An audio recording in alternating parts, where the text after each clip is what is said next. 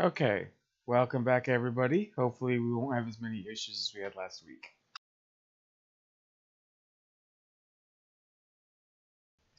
So as a bit of a recap, since last week's recording was jacked all to hell, you guys have responded to a distress signal from Outpost Psi and have come to investigate it because there's some weird shit happening.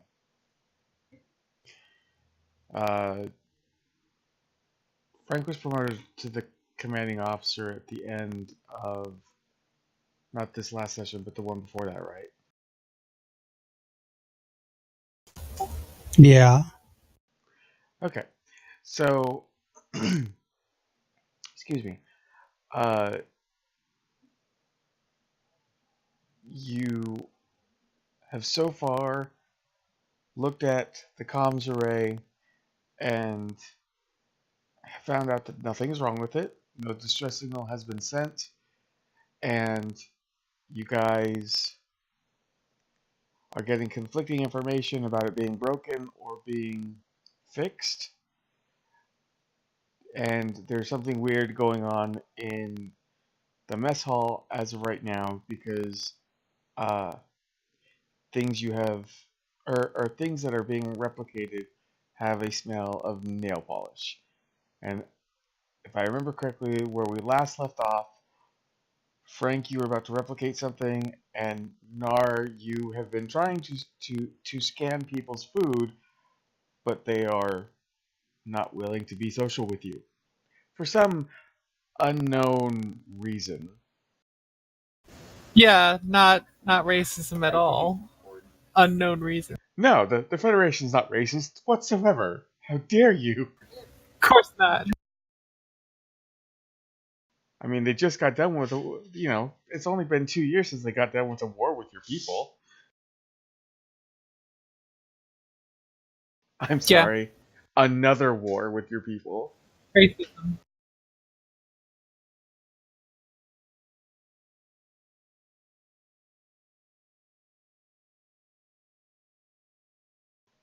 Okay, so, oops, let me make sure that I have all the maps that I need for this.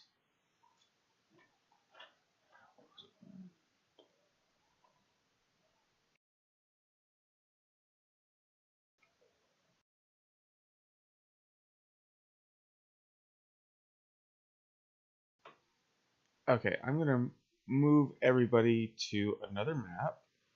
We're going to have to do some landscaping with it because it's from a previous session.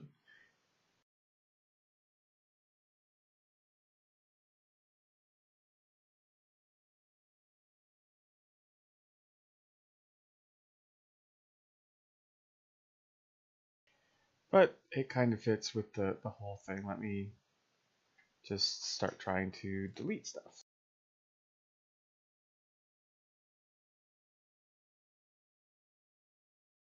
Delete everything. Delete ship. Computer, delete ship. This is not the holodeck.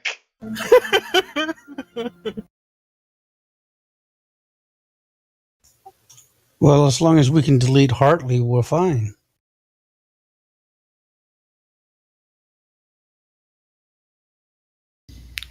You know, if it was any other player, I would ask you, how would you feel if she just was erased from existence? But since it's you, I already know the answer to that question. Oh, I think, Frank, you're going to be disappointed. I think Hartley's going to be around for a very long time. He says just before he realizes that Hartley has only been signed on for 6 episodes. Wait, what? When was this?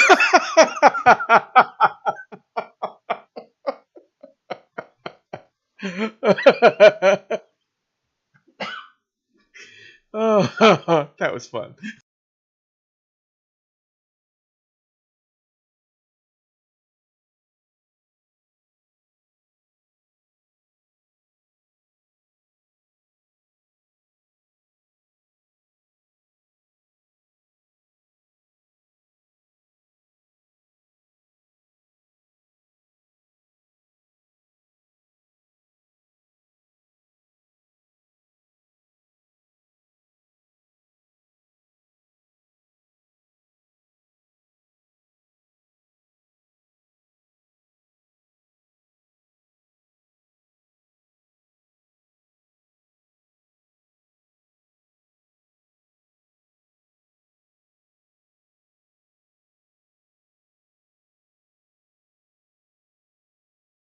Okay, so Darby. Oh wait, Darby was with was Hartley with the rest of the party, or did she go off with Skylar to the communications array? No, I think I had gone off with Skylar because I did separate from the group.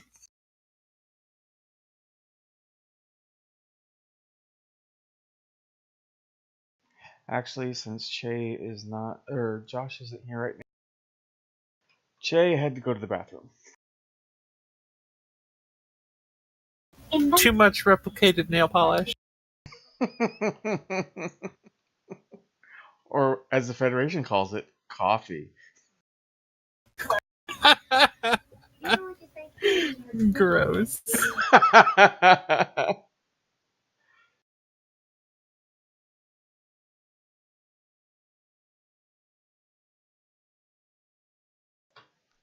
Okay, I know.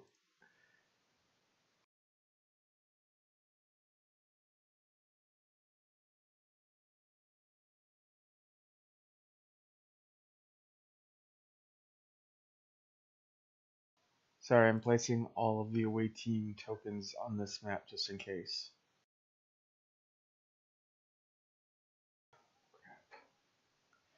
It was Che, Sky. Okay, it was all the players, Skylar, and then what? Just some no-name security officer. Yeah. Okay.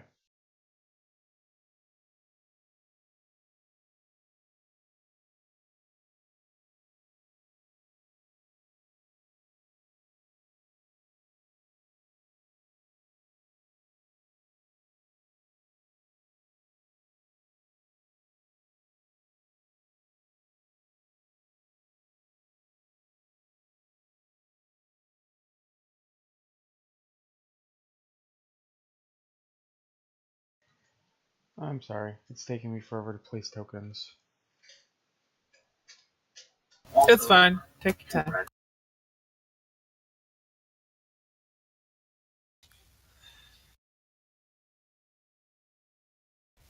Oh,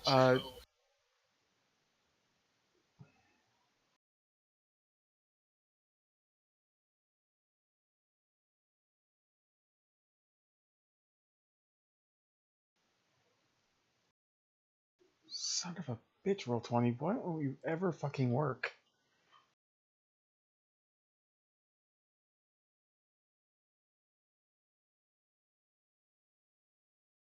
Because fuck you, that's why. Speaking of Roll20, for some reason, Jimmy, I got a bunch of Yahoo messages stating your previous conversations with other people for some reason in Discord.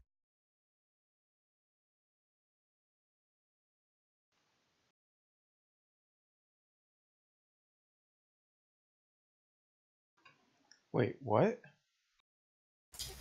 I for some reason I got a Yahoo message with your when you said I am skeptical, not optimistic.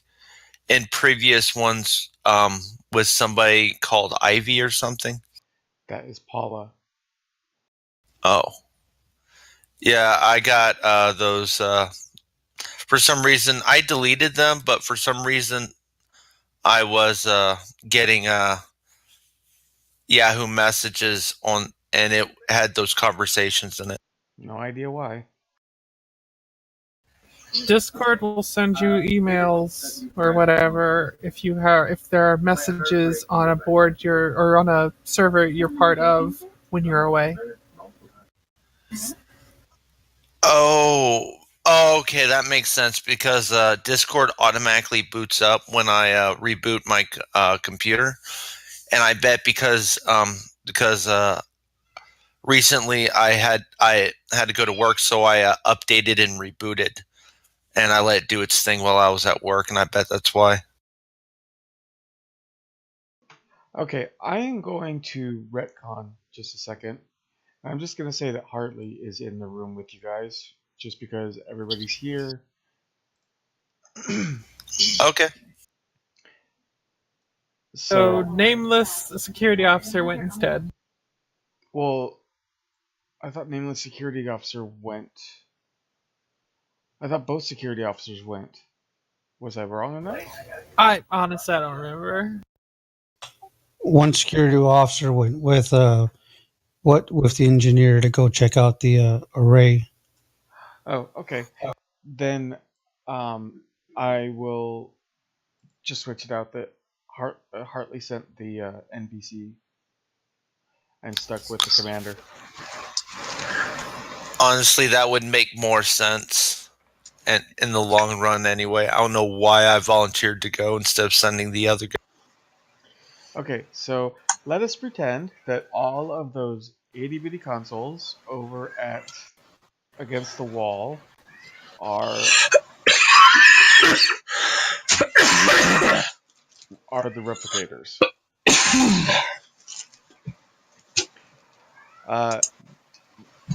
Nar, I'll say you're like over here trying to get a scan, and yeah, people are just not being very sociable to you. Again, for purely non-racist reasons. Of course. Purely non-racist reasons. Oh look, Che is back from the bathroom. His coffee Yes. break. It's fine. The commander's getting something out of the replicator, so I can just go.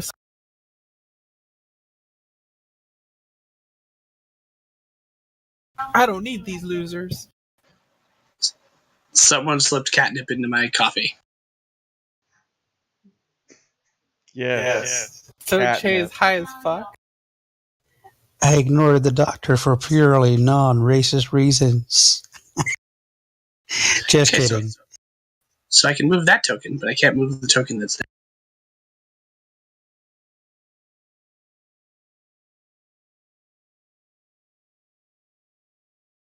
All right, so babe, I need you to make a reason and science roll with a difficulty of 2, please.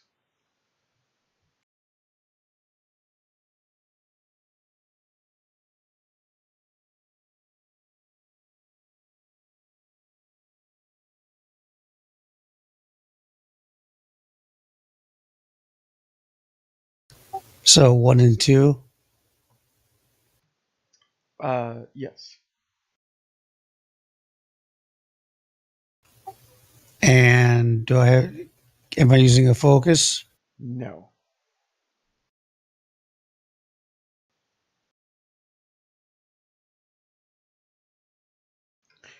Okay, so whatever you ordered, sorry. Who is around the commander at this point?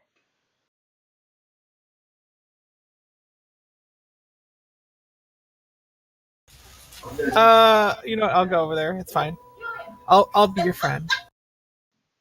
Okay, then, Nar, I also need you to make a reason and science roll with a difficulty of 2.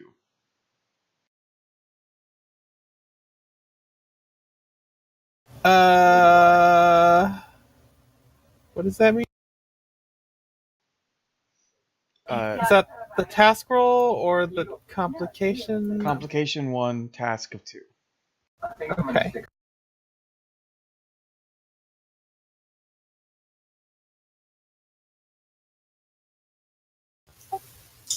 By the way, I replicated Rocky Road ice cream. Okay, so,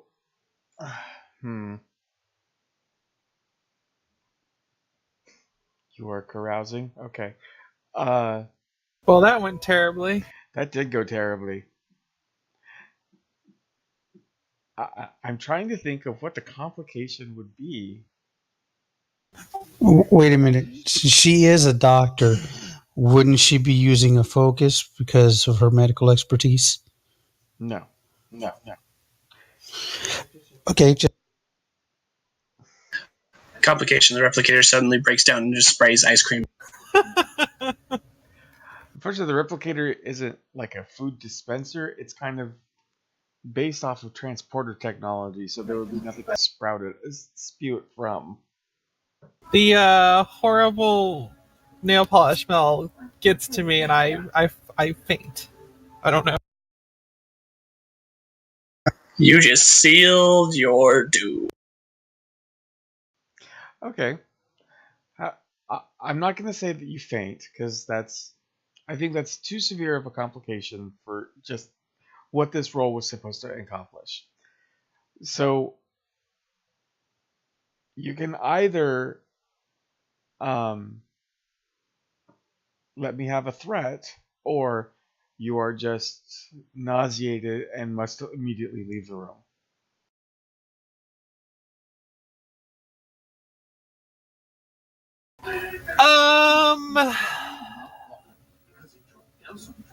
Join the bandwagon. Give them threat. That sounds like it's probably a bad idea. Then I'm gonna leave the room. Take Okay. nausea. Take nausea. It's better to sit there and claim morning sickness.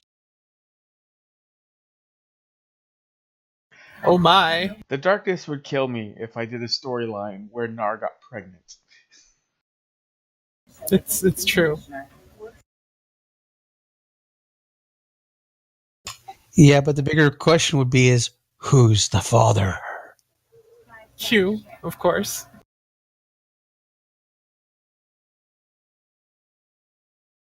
Q wouldn't mate with Nar for strictly non-racist purposes.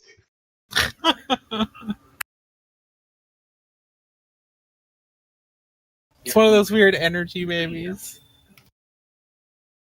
Like what Troy. Oh, where it just ages for an episode and then dies? Yep. He didn't die. He turned into energy. Because he died. He was experiencing a, organic life cycle. So yeah, he did die, but then he just turned into his energy form. Yeah. His human form died. So he went back to his energy form. It was weird. Don't worry about it. Yeah, it wasn't a great episode. I mean, overall. Plus it had Pulaski, so that immediately puts it at the bottom.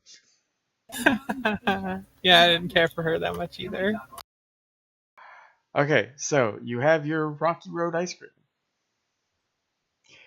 And yes, it does smell like nail polish.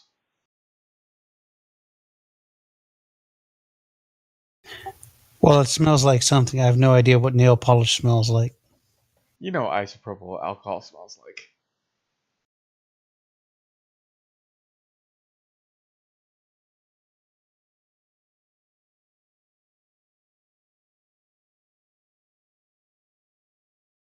So yeah, the ice cream comes.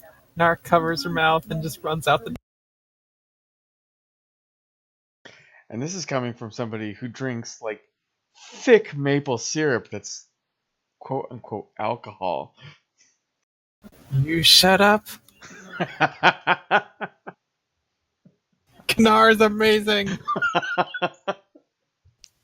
Blood wine is better. Yeah, that's cherry Kool-Aid. It is not cherry Kool-Aid. Fine, it's strawberry Kool-Aid. It's a red Kool-Aid. That's a certainty. To be fair, like alcoholic maple syrup sounds amazing. It is not strawberry Kool-Aid or cherry Kool-Aid. It's not Kool-Aid, period. It is blood wine. Have you seen it? It is Kool-Aid. Kool-Aid. Kool-Aid with dry ice in it. For the bubbly froth. It is fermented blood. I forget what went into it, but I hung out with a bunch of Klingons at con once, and it was mostly alcohol is what it was.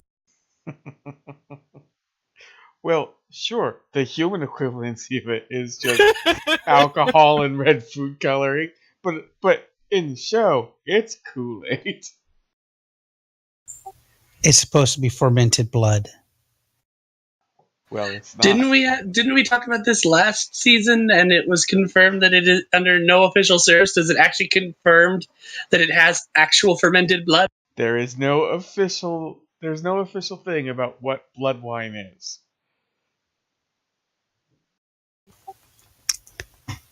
That's because it's a secret.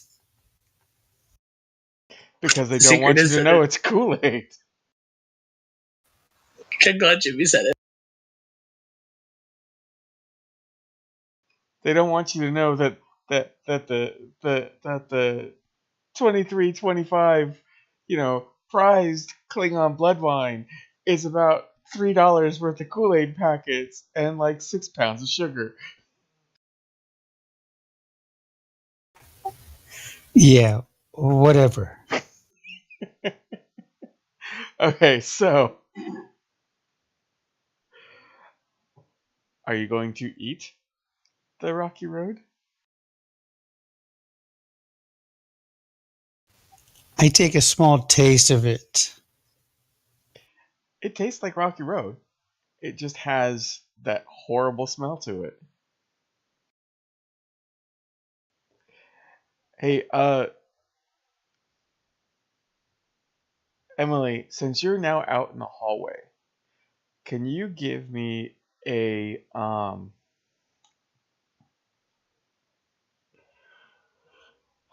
presence and security roll with a difficulty of 1, please? What does that translate?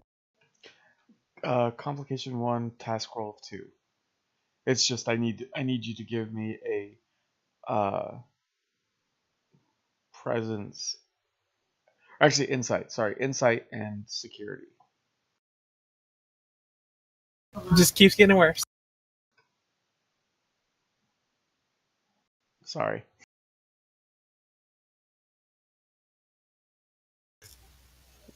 Really? Oh, I am so sorry.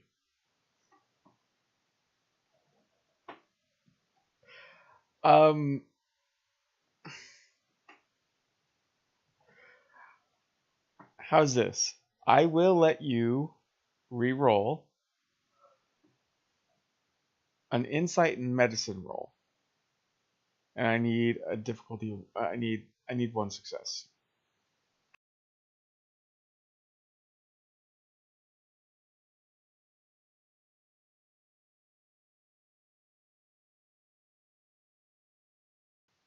Okay. So, do you remember the 2 people that you guys had talked to before coming into the mess hall?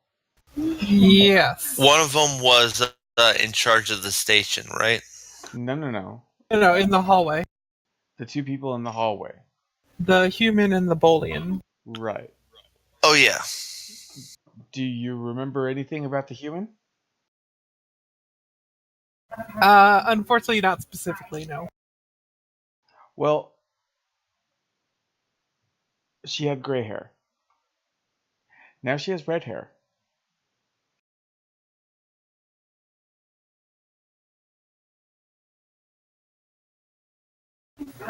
Huh.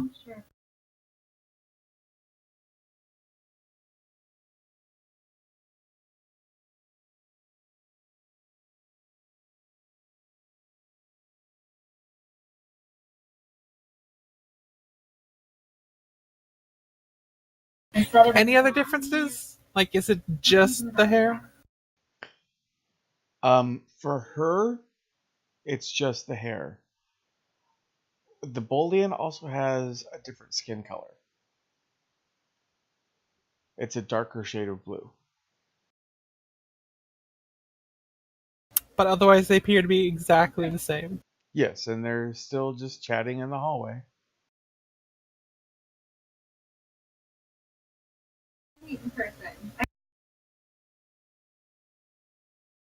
Alright, I'm gonna head back in and see if the commander's dead. You're gonna head back into the nail salon? Yes. Okay. Take a few deep cleansing breaths. Okay. So, Che, you are carousing. Are you talking to anyone in particular, or what are you doing? I can feel the room. I attempt to notice the people who would be most welcome to strike up a conversation. And I strike up a conversation with them. They're more than friendly. They'll talk to you. Who's the most friendly? Hmm. Do me a favor. Roll me a, or tell me high or low. Low. Hey, isn't the Akamarians the dog species? I'm playing one of those next. They have a Whoa. dog species? I'm not sure if they have a dog species. Akamarians. I'm gonna have to look that up. But I remember somebody that looks kind of like a dog species. It's most friendly as a dog species. He's trying to hump Che's leg.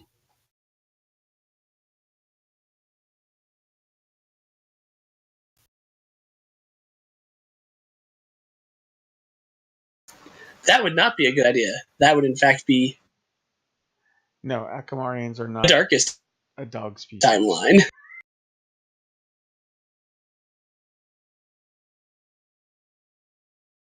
And you said low, right? Yes. You are in luck. One of them is a Cation.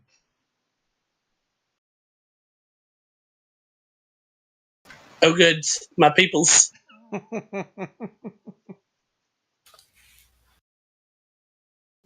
It's a male occasion. He's wearing a hot pink shirt. Vegeta. Did you just say Vegeta? Yes. 'Cause I enjoyed Vegeta the wears a- reference. I enjoyed the. Bitch. Sorry. Because Vegeta wears a hot pink shirt. Vegeta's also a bitch. Okay, so the Cation is a youngish female. She is a lieutenant junior grade, just like you are.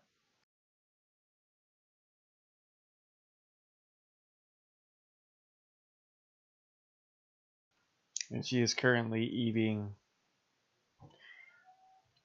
I don't fucking know, some sort of steak. Kibble. Kibble.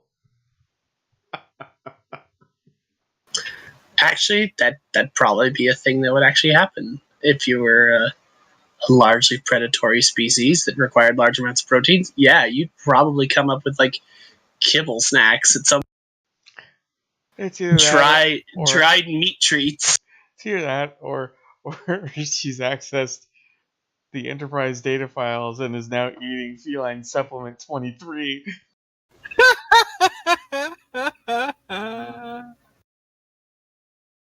I do not understand this joke, but I laugh anyway.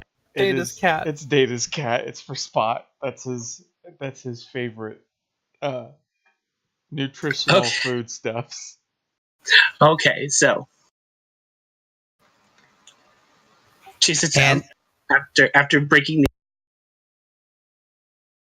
If she's How eating can- kibbles, don't forget you can't forget the bits. No, they should be shaped like little fishies. Meow mix. So, getting back into character. So, how can you stand to eat it when it smells? What do you mean? The nail polish smell. She sniffs her food and she goes, "I don't smell nail polish." Would you find it terribly impolite if I took a? She offers her plate. He smells. It does not smell like nail polish.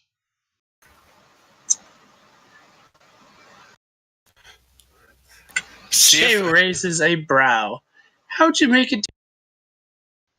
How'd I make it what? Well, yeah, I heard reports that the replicator was malfunctioning, that everything smelled of nail polish. Who told you that?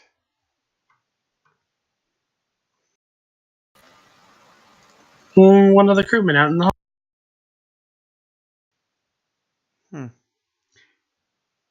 I'll go check it out. She stands up and walks over to one of the other replicators. I watch her closely. She orders another plate of the food and brings it back to you. Does this one smell like nail polish? No.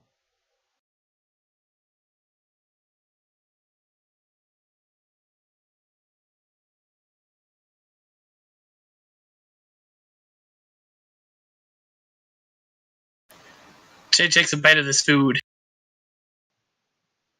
It tastes pretty decent. It's the closest approximation that you could get to food from the Cation homeworld that you can find anywhere.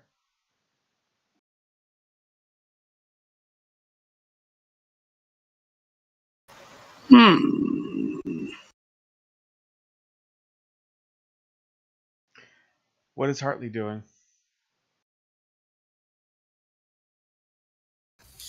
That's a good question. What would Hartley be doing in this situation? No idea.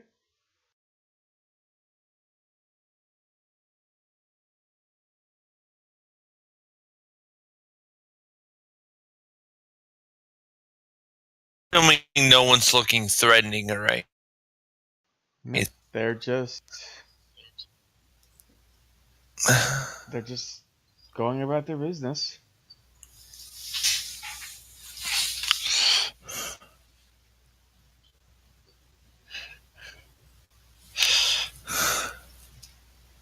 That is not female supplement number 23.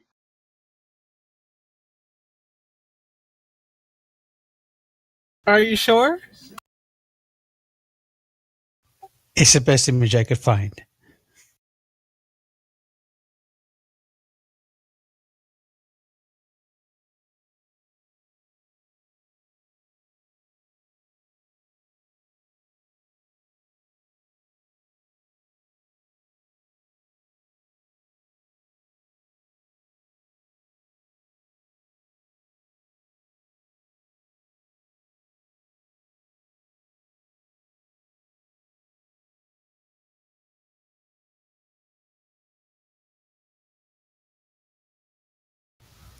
Hartley would probably by this point be getting fidgety, a bit anxious a little bit. So she'd probably start walking around the room observing everybody. Okay.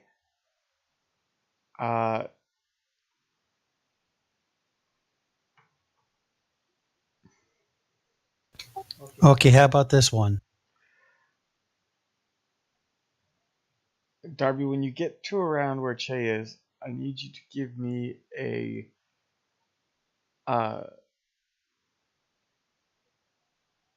reason and science roll, please.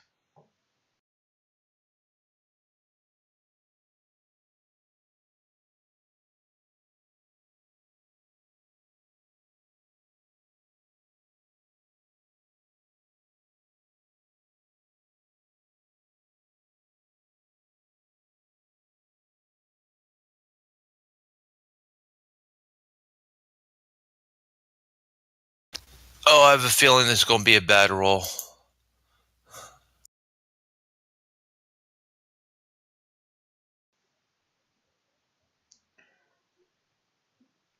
Okay.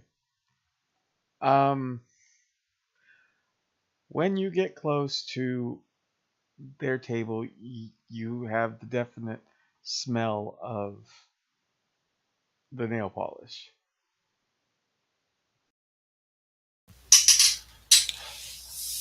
I see Che eating his food, I'm assuming. Yep. And it smells like nail polish. Oh yeah.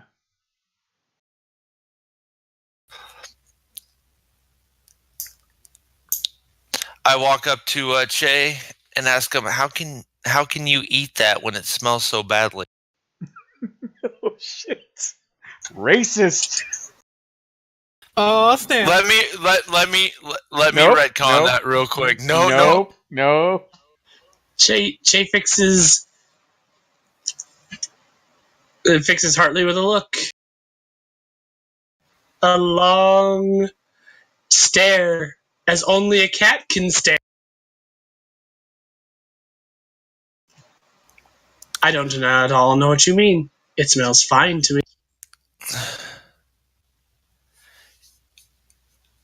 Do you not smell the nail polish? Not an ounce. Josh, go ahead and give me a reason and science roll, please. Okay, this third image, I think, is Feline Supplement 23.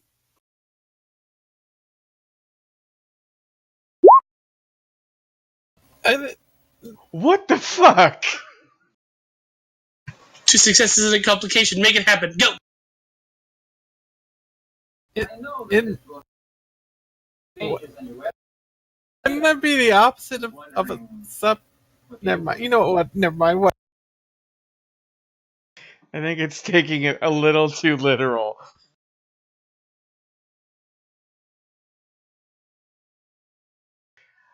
Okay. It's also racist. That's the magic word of tonight. Racist. Apparently. It's a funny picture. Come on. This one should have the subtitle of racism at its, well, I will say finest, but racism at its most prominent. Although the people who are watching this stream are not going to see why part of this is racist. So, Che, as you are staring down Hartley, I'm going to say that you are slowly taking bites of the food as well as you stare. As a show of defiance, that it tastes fine. Okay, before I go into this next part, I will give you the same opportunity that Emily had with Nar. You can either give me a threat, or probably the same thing will happen. Join the bandwagon. Give Jimmy threat. I will not give Jimmy threat. Join the bandwagon. Punch Hartley. I will join this bandwagon. Where is it located? Just because I worded something wrong. It's called a right hook. Your hand. Fist. Okay, so I'll say after about the 4th scoop of food, you start to smell the nail polish again. And what's more, this stuff is starting to taste a little rancid.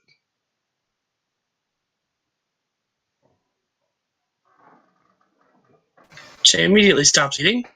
And your stomach Freeze is it. turning.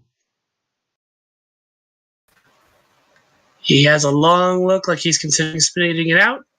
And then, through pure force of will, swallows the... Or the bite in his mouth. I should be more specific. He swallows the bite in his mouth. He doesn't eat any more. Okay.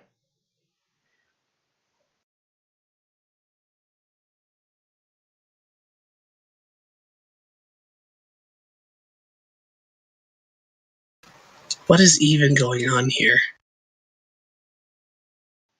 Okay, just so you guys are aware from here on out, I am using the general gist of the story, and I'm probably going to follow the same beats, but I'm not running off the module anymore. Okay.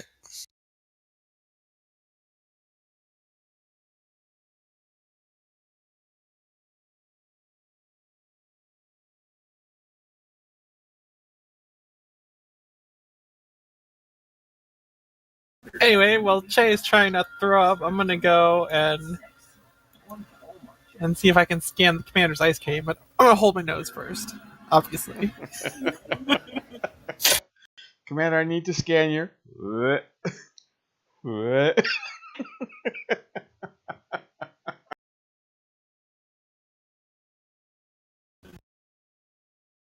So, Che, you go running from the room. I blocked Che to run to talk to him. Not really. Sorry.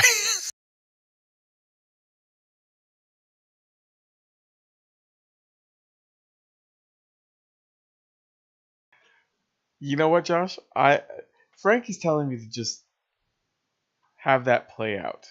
So I will leave it up to you. Is Hartley going to stand in the path and possibly be puked on? I was just joking.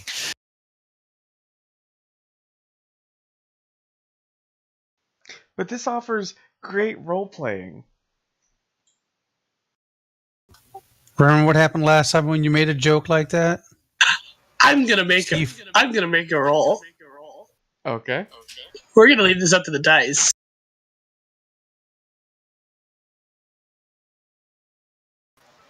I'm going to do fitness and something.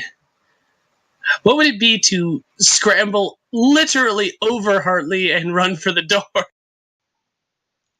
Con. Fitness and con? Okay. If this fails, Hartley gets puked on.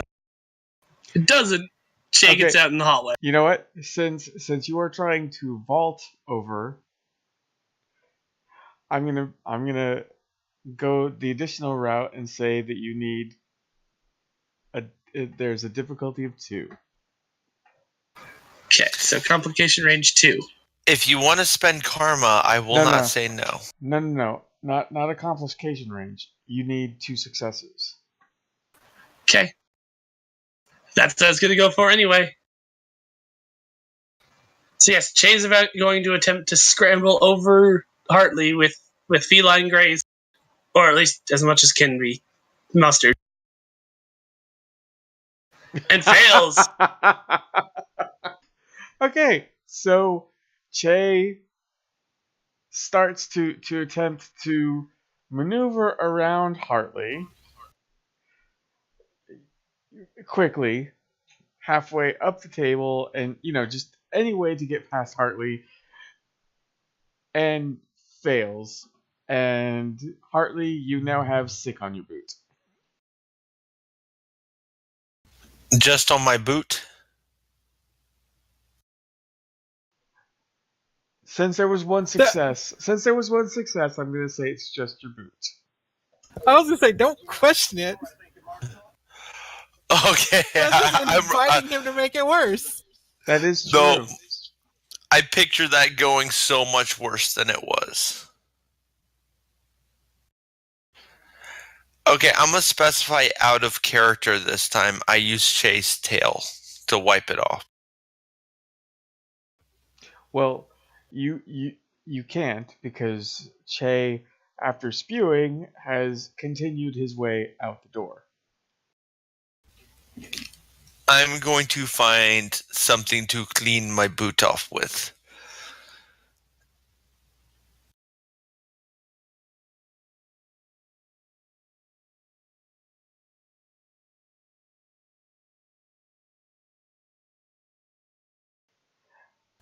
Okay. Wait, should I roll this because I'm pretty sure that puke, and I hate doing this to myself because of the roleplay purposes, but would that spark a chain reaction from me as well? You know what? Go ahead and roll your command. Or actually, no. Sorry. Let's go with fitness and con.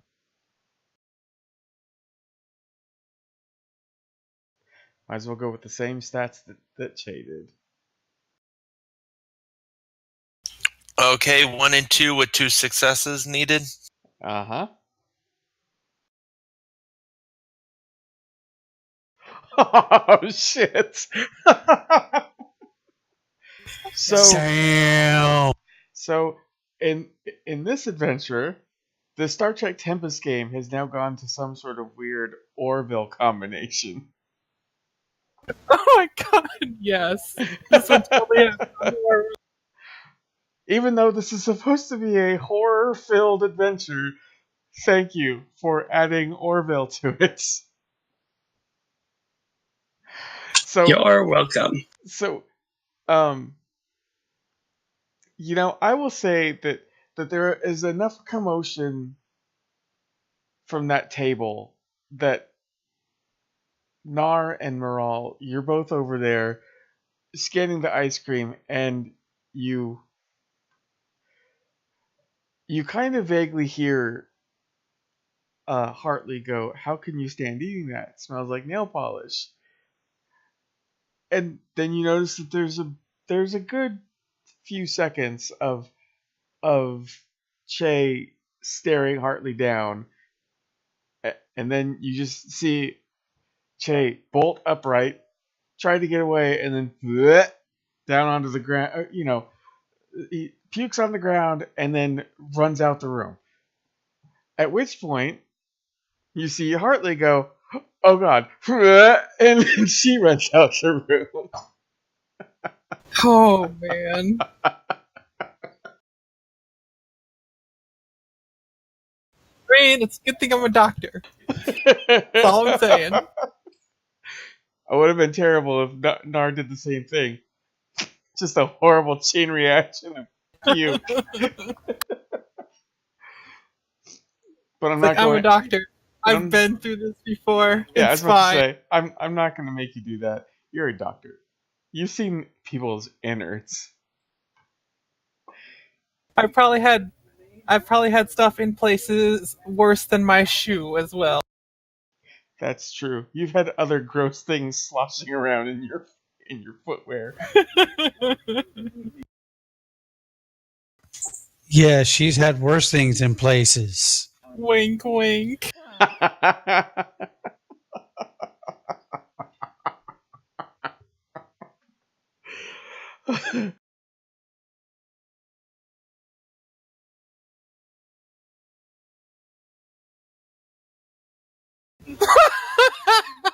Gross.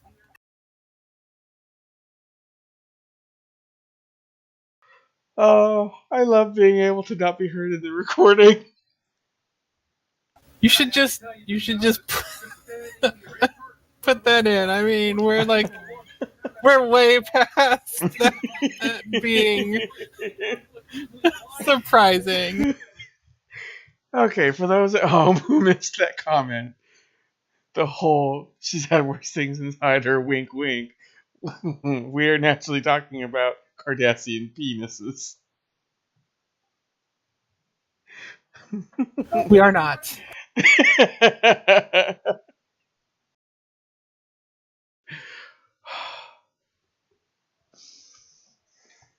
Okay, well, anyway, I'm going to casually finish scanning the commander's ice cream. And I'm just shaking my head. Then I'm going to scan what Shay was eating. I'm sure he left it over there. Yes, he did. Probably go ahead and scan the vomit, because why the fuck not? And then I will go out in the hallway to scan them as well. Okay, so As you exit into the hallway, Shay is returning to that stare at Hartley and simply just says, "You're the worst security officer ever." Oh, snap. Oh my god. I look back at Che. Oh, hold on. As the doctor's walking out, I follow out with my bowl of ice cream because it tastes like Rocky Road, so I'm going to continue to eat it. And so I would hear this comment as I'm walking out there.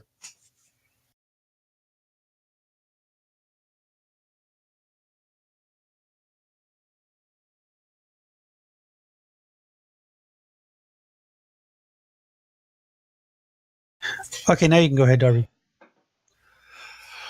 Okay, so right after Chase says that. Hang on. First, let's deal with Nar. Go ahead and give me 3 reason and 6 science rolls.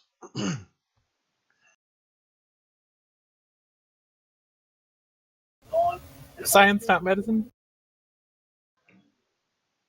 Or medicine. So yeah, give me medicine. That's fine. Is that focus?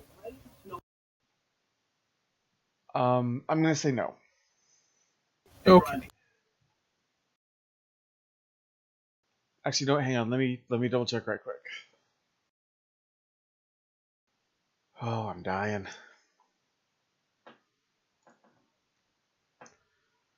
Don't die.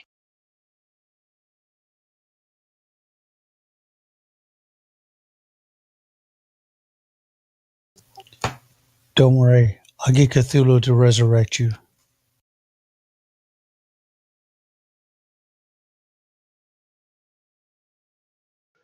You know what? I will say you have a focus in investigation.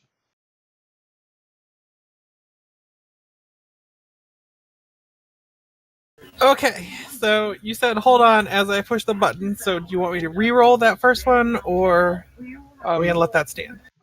We'll let that stand because you got 2 successes. That's fine. Okay. But you do have a focus with investigation. So give me 2 more rolls. Okay? Awesome. Okay, so in scanning the rocky road,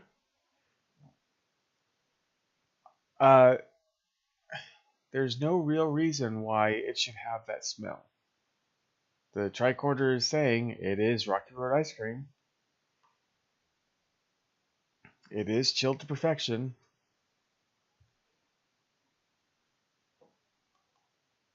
And you get the same results from Che's food. And the other Cation woman is just all sorts of shocked. She doesn't know what's wrong with the food.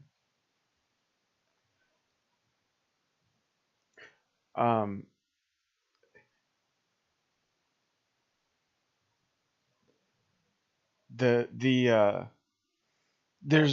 nothing in the food to explain the smell. It does smell like nail polish. Again, it's very much similar to the ice cream. Mm-hmm. However, since you got the 3 successes, there is a difference in Che's vomit.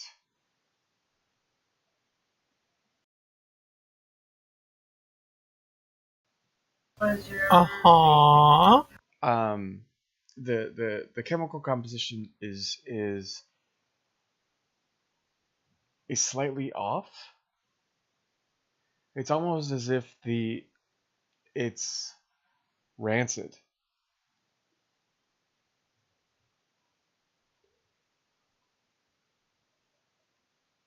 Most of the responsibility for the harvest.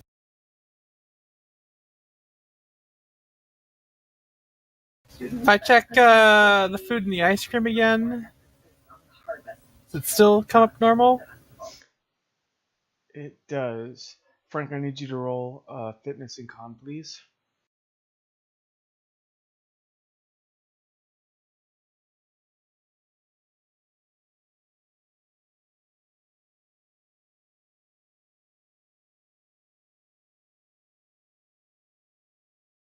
One and two. Yes, please.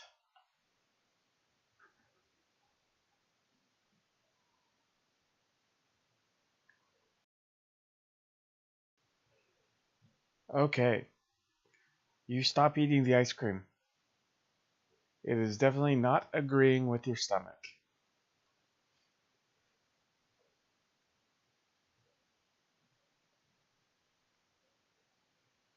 You know how when you eat, you kind of have that aftertaste that you can kind of taste on your breath. Yeah, I get the point. Yeah, it's like sour milk.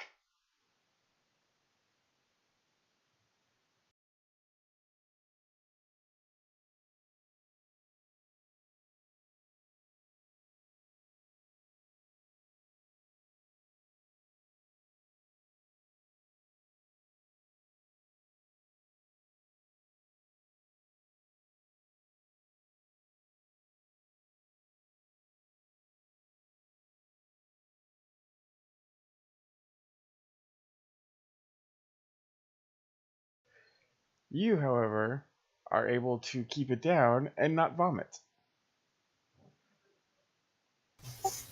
That's a good thing.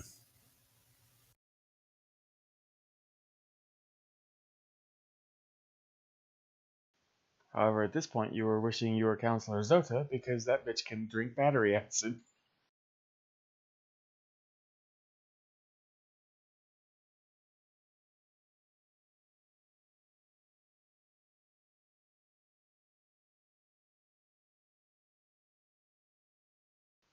So what are you doing?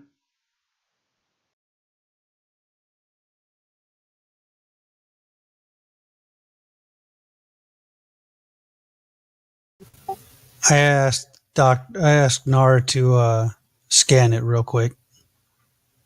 Let her know the ice cream doesn't taste like ice cream anymore.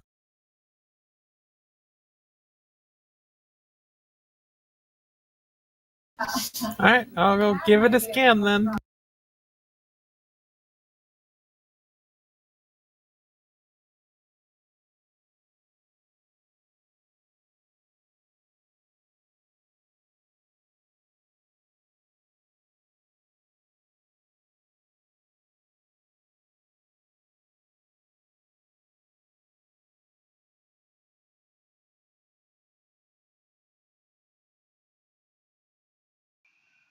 Okay, I'm gonna save you the role, Emily. According to this recorder, the ice cream is fine. Uh-huh. I'm gonna scan the commander then. Okay, give me the reason and medicine.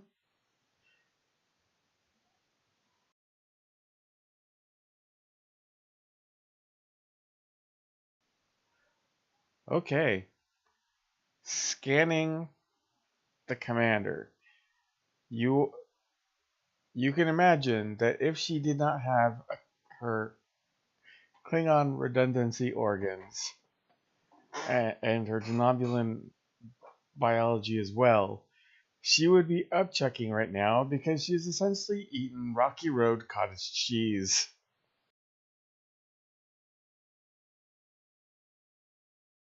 Did you have to give me that image? Yes, I did. Oh. Huh.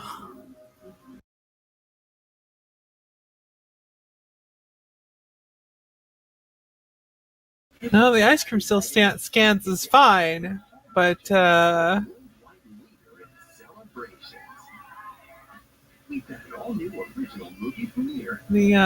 chemical composition is slightly altered once it's apparently met with your bio. I'm going to assume the same thing happened to Chet. Okay, now going out to the hallway. Hartley, you were just called for the third adventure in a row, the worst security officer ever. What is your response? Occasion. I apologize, but I cannot protect you from yourself. Oh, I think the chief of security just called you stupid. I did say I went out into the hallway with the doctor, so Oh, okay. Well, I figured I would cover that first, since that was technically happening as Nar was scanning everything. So after Che was just essentially called stupid, that's when you two come walking out to the hallway. Can we still No. see the? Can we still see the two people down there? Yeah, they're still there. And is anything weird this time? You know what? Go ahead and give me. Oh crap! I forgot the roll. I think it was insight and insight and security or insight and medicine.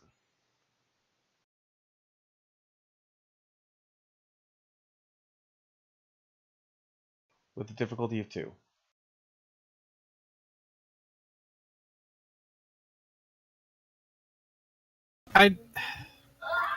Is that still It's complication 1, task 2, or? yes. You just need 2 successes with 2 dice. Oh, okay. Sorry, when I say 2 successes, that's what I mean. Or difficulty 2. Okay, so Nar got it.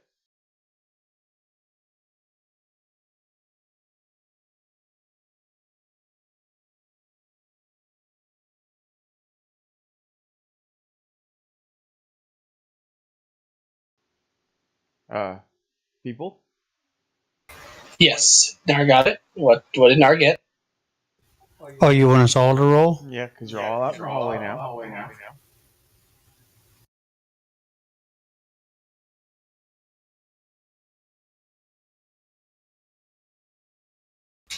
And what was it again? Insight and security or insight and medicine. Meanwhile, Che kind of glowers at Hartley. Were you never familiarized with the concept of Schrodinger's cat? Actually, repeat the last word. I heard something cat. Were you never familiarized in basic training with the concept of Schrodinger's cat? Of course I was.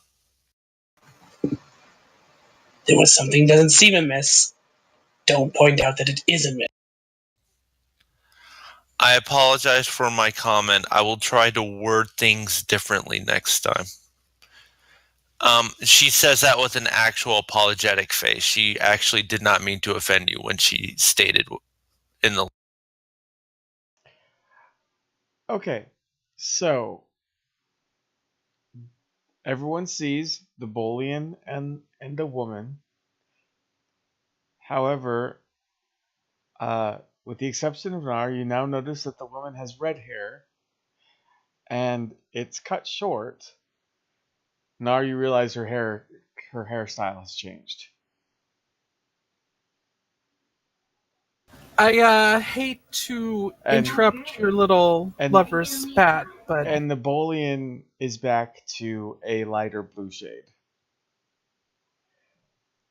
Something else is going on here besides food going rancid in your systems and smelling of nail polish. If you'll look down there, you may realize what I mean. And in fact, the last time I was out here, the Bolian had changed color. Slightly.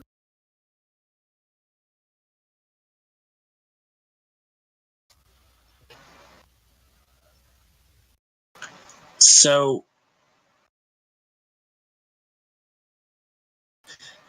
things change based off whether or not we observe them or not, essentially. Maybe. That is definitely a working theory, I suppose.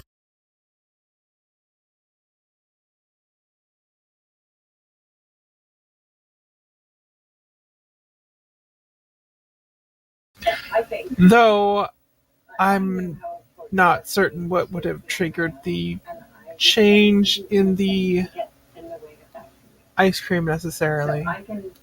Though I guess technically you're no longer observing it, even if you are where I'm not a quantum.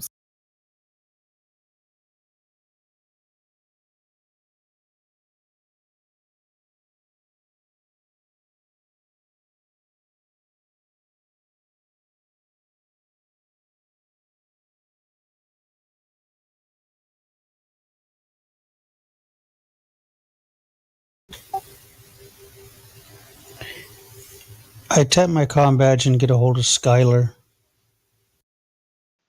This is Skylar. Go ahead. What's your status with the comm array and all?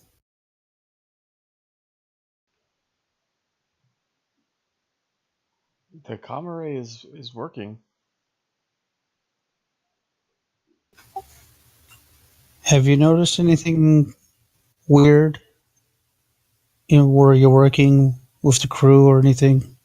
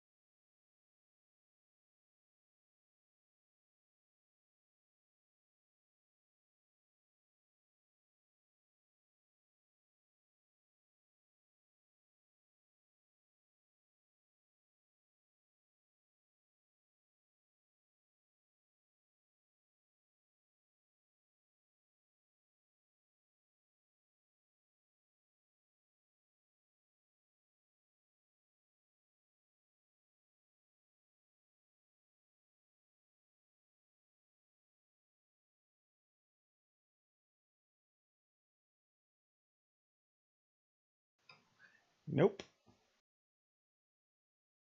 Are you guys? No, sir. Although it's just been me and the security officer.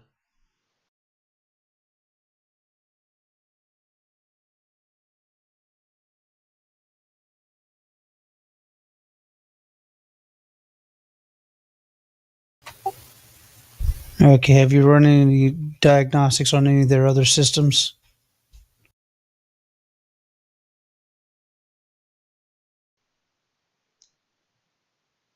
I would have to do that in a different area, sir. I've just been in the communications array.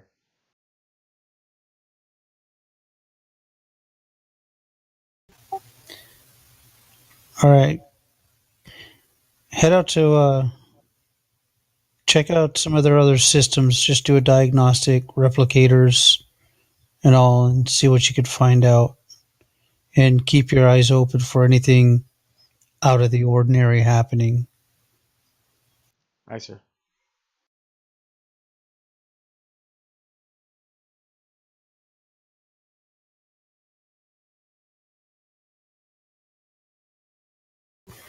I contact the ship.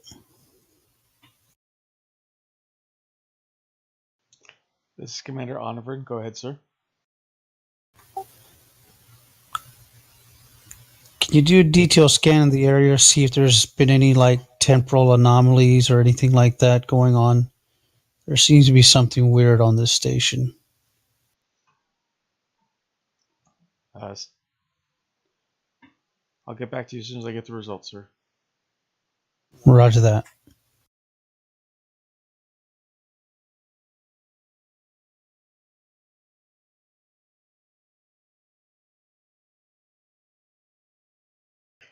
So what is everybody doing in the hallway besides, recovering?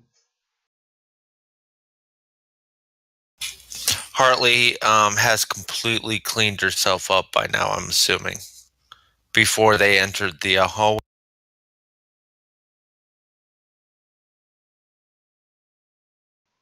How did you clean yourself up? Oh. Hartley is going to go clean herself up. Where is Hartley going to go? To the restroom. I'm assuming the station has like a facility where you can to the restroom. Darby, you've collectively seen over, I don't know, let's see, Well over 100 episodes. you've seen over 300 episodes. Please tell me where you have seen a toilet. Oh, let's not get into this again. Come on. Well, then where did Che clean himself up? Che didn't puke on himself. Che puked on you. Yeah, that's true. Oh. And then made you apologize to him for it.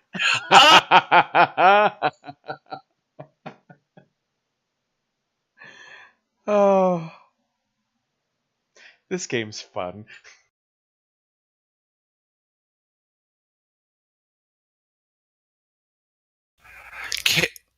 The food replicators can replicate other stuff, right? No. No, but there are replicators designed for other things. I'm going to find a replicator, replicate myself a cloth or something, and clean off my shoe. Okay. And then I'm going to return. So Hartley has gone off to one of the clothing replicators.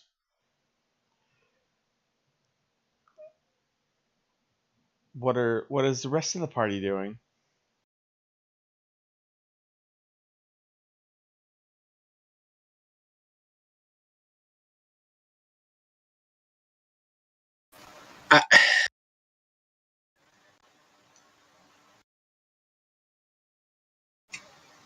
There's something I want to do, but I guarantee it's stupid.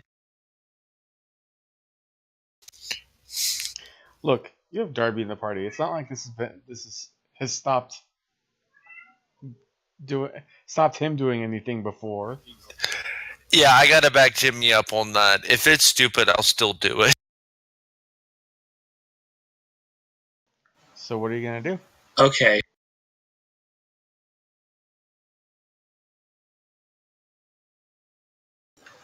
He turns to the other two.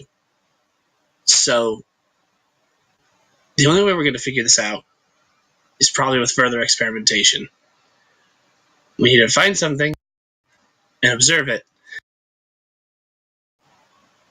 and note the changes.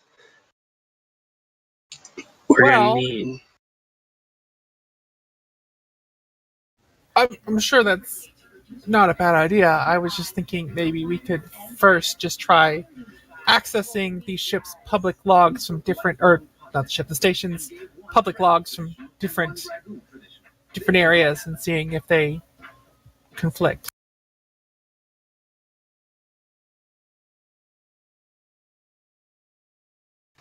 It's not a bad idea.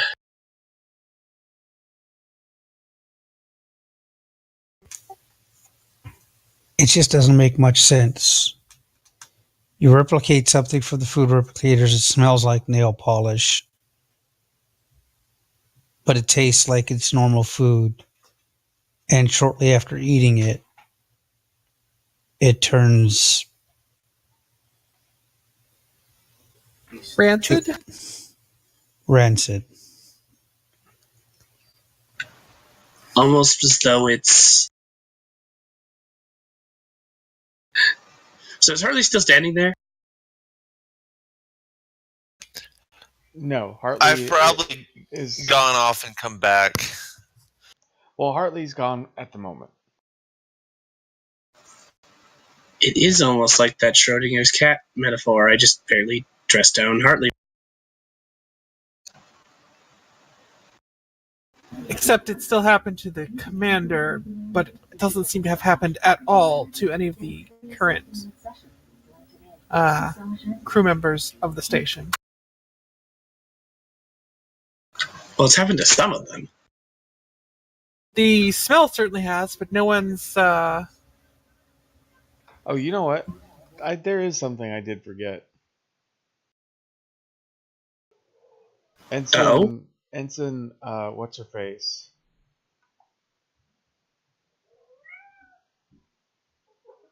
The NPC that was giving you guys a tour. She was with you guys still.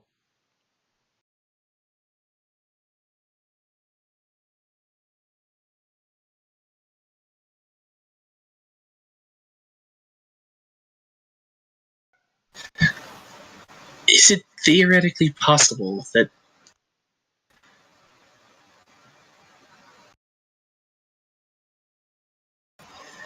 we're basically dealing with matter slightly out of phase? That things are existing in two states at once?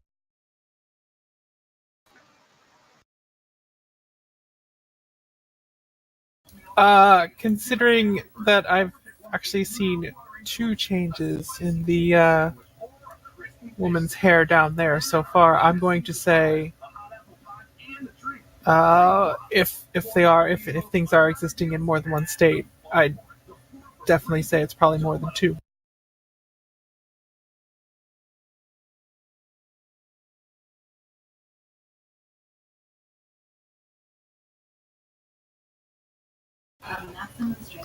Another, I suppose, potential theory is some kind of localized temporal disturbance. It could, while it wouldn't necessarily explain the nail polish smell, it could certainly explain why the food would suddenly become, or at least portions of the food would suddenly become rancid, and possibly the change in that woman's hair, though I'm not sure about the Bolian skin.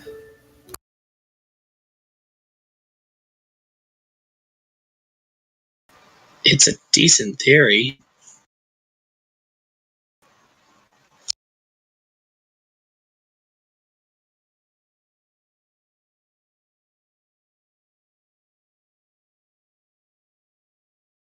But then again, none of our scans of normal matter has come up with any form of irregularity in,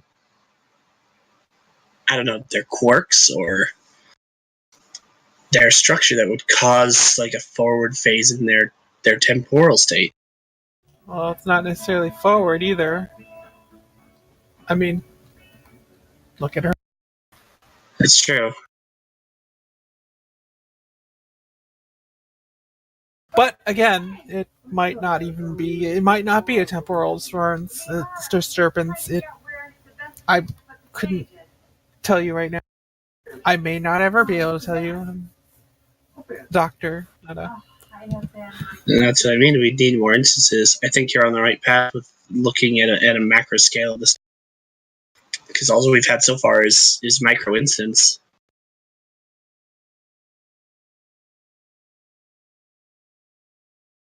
Let's go find those records. We should find different areas to access them from. The records should, in theory, be all the same, but if it's phasing at different states at different places. Right, exactly.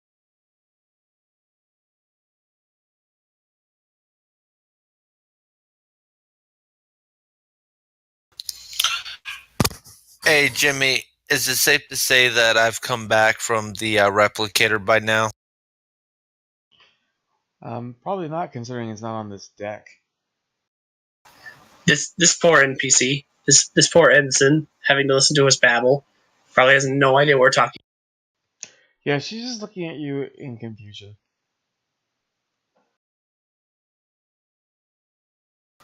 Jay turns to her. Miss, could you humor us a moment more? Of course, sir. The doctor and I would need to find somewhere where we could access logs of the current status of this from different locations. Is there a place we could do that? Well, there's station ops. There's the chief of there's the security office, and the only other place that has access to the entirety of the station's journals is Dr. Bertriger's office. Jay looks back to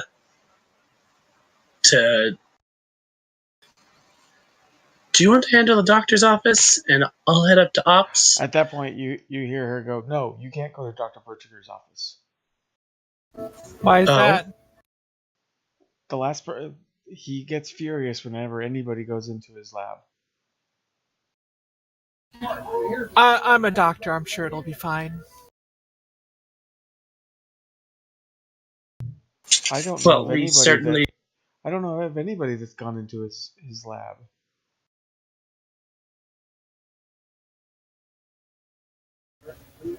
I see. Well, if I see him, I'm sure we can work it out. Besides, as a visiting physician, I should check in with the doctor anyway. Oh, he's not the chief medical officer. Really? Who is? Oh, she just lists some woman.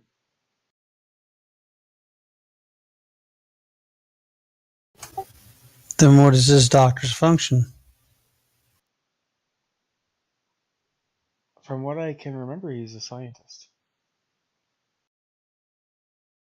I've never actually met the man.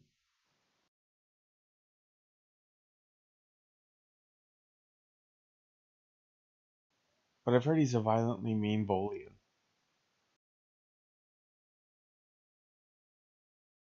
I'm sorry, you kind of broke up right there. He's a violently mean what? Bolian. Bolian.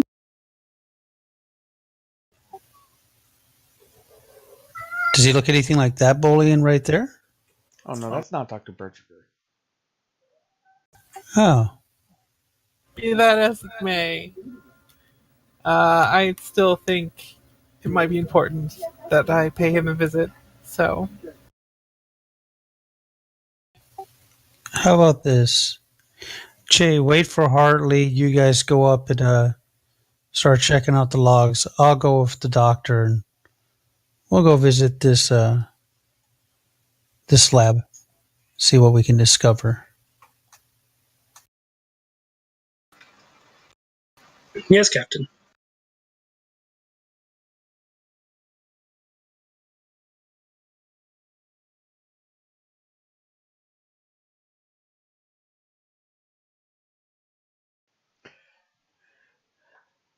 Okay, at this point, the ensign just goes, I would show you where his lab is, but I don't know where it is. you don't know where it is? No, I've just been told since I've been here to stay away from it, so I just stick to this deck and above. Alright, well, where's the nearest public terminal? And we'll find out for. Well, much like in the Next Generation, she takes you over to the wall and the console lights up. Okay, it's just wall console. Thanks. Yeah. Alright, so, computer, where's the. What was his name again? Dr. Bertriger. Bertriger's lab. The computer replies with, he is coming. He's coming?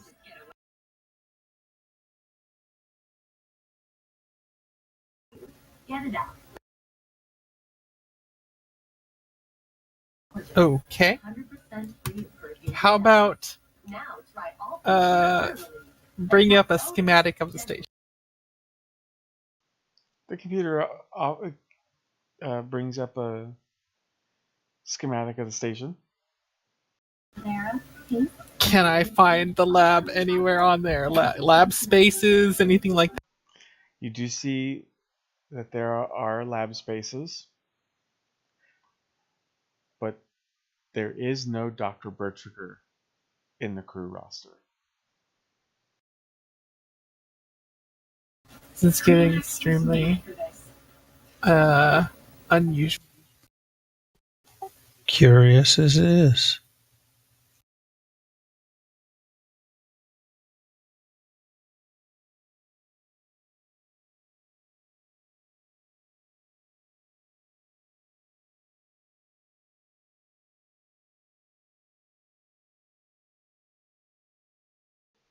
Frank is signing that he hates me right now. I don't know why. No, I just said I hate you.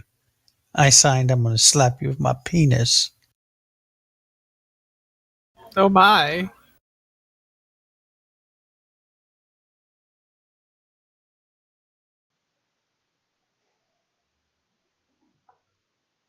On the schematics, is all the lab space like accounted for? Yes.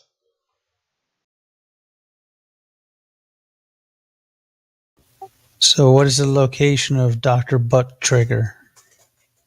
There is no Dr. Bertriger. Well, In the computer said he was coming.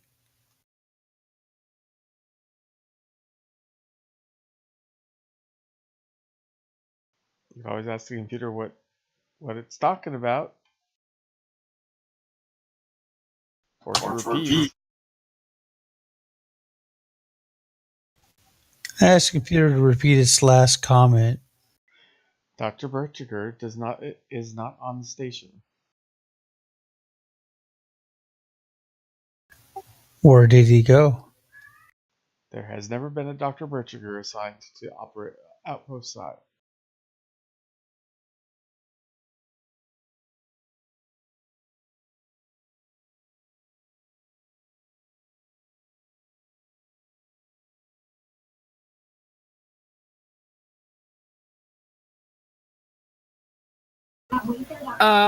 Excuse me, Ensign? Yes, sir. Who did you say you were supposed to be avoiding? Whose lab was that again? Dr. Bertriger.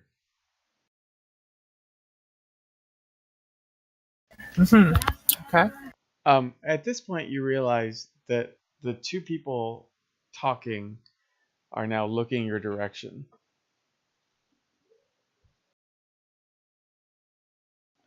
They're they, they have kind of this shocked look on their face, like, why would you be asking about that?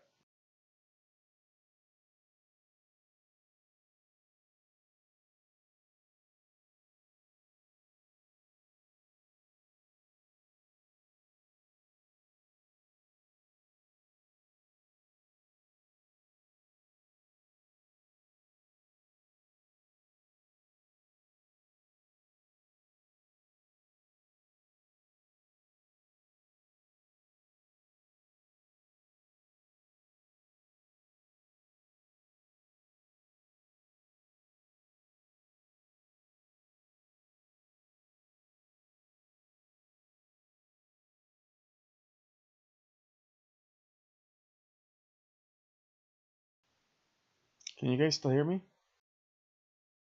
I can. Crap.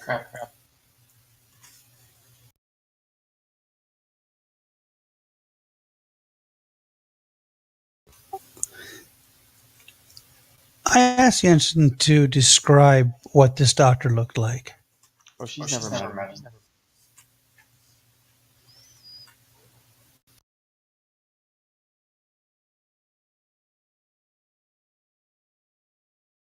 It's just rumor. It's just everything she's heard about him is why she doesn't go looking for him.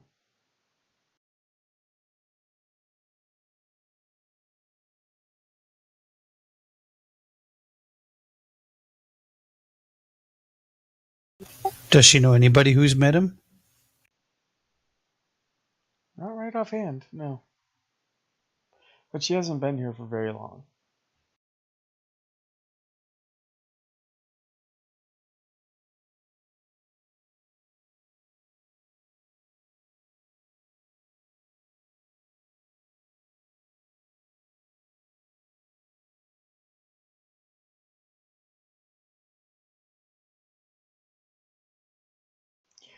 At which point, the Bolian goes, "Why are you looking for Dr. Bertriger's office?" I would like to speak with him. Nobody wants to speak with Dr. Bertriger.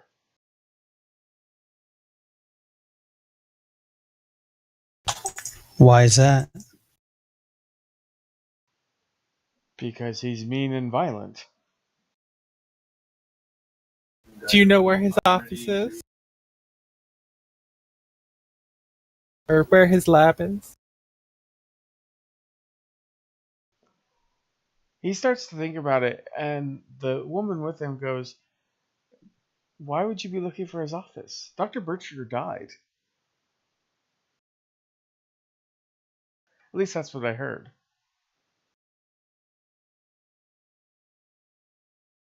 Do you know where his office or lab used to be? No, that was before my time.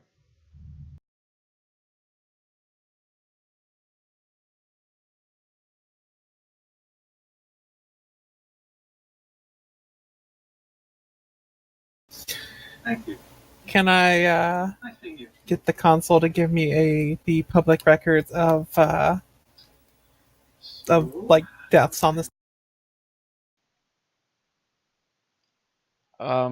Yeah, it gives you the readouts of all the deaths on the station since its inception. There's about 100 names on it. Is there a Bertriger on there list? No.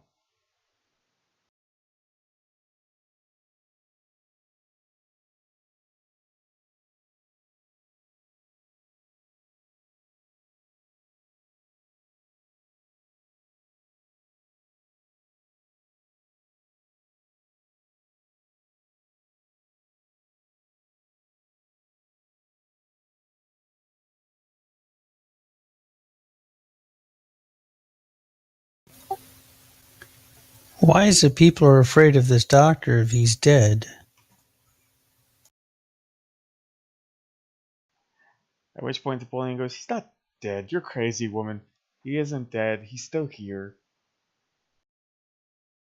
At which point they get into an argument about whether Dr. Berchiger is alive or dead. Schrodinger's doctor.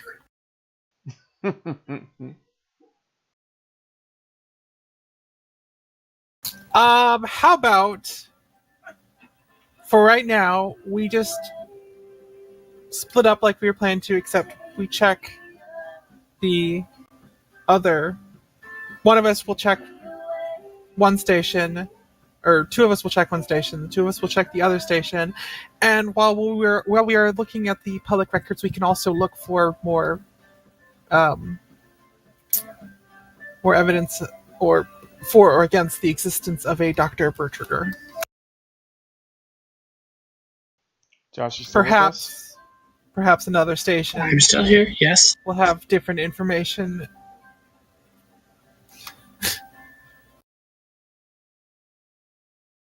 As per earlier theory.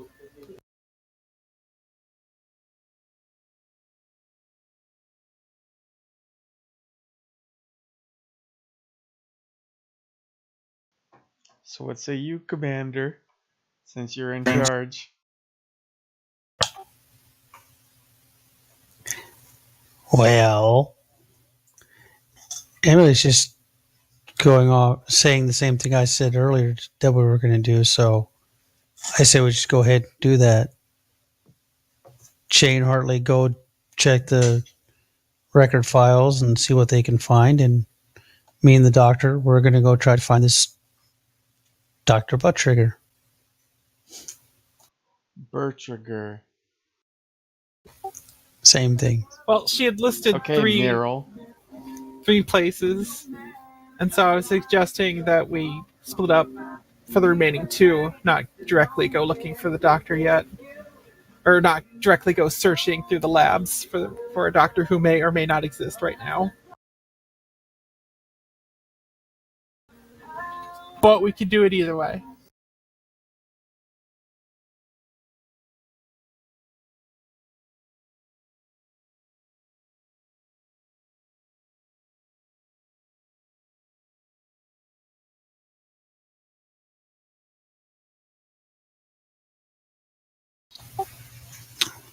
Well, let's go search the lab spaces and every space in between. All right. Yes. I said that right? That's how you say it here, right? Che gives a small okay over the captain's shoulder.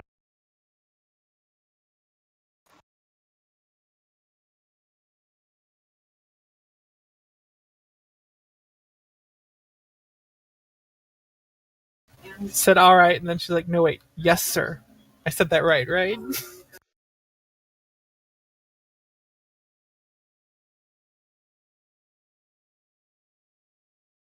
It was joke. Never mind. I got it. Don't worry, you're fine.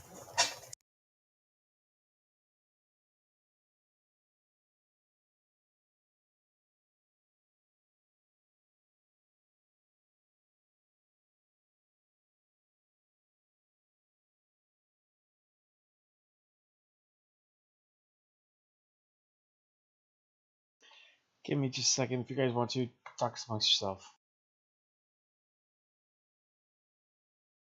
Did I really unravel this all with the Schrodinger's comparison? I really hope I.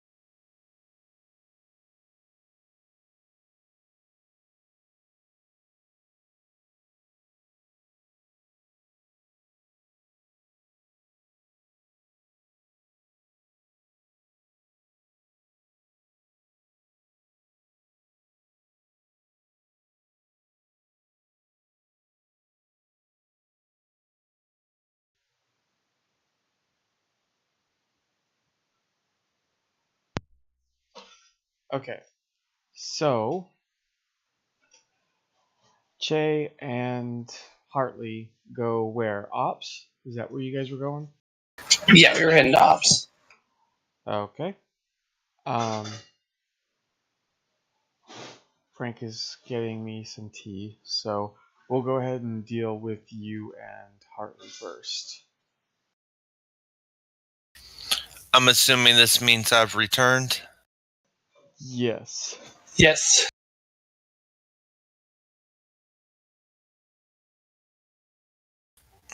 Okay. Just to make things simple, I'm assuming, Che, you get me up to speed. You're saying I do what? Well, I just returned from cleaning myself up from the puke. I'm assuming because of my role that I covered more than my shoe was covered in throw up. Come So along, Hartley. We're heading to ops. okay, you can explain the plan on the way, I guess.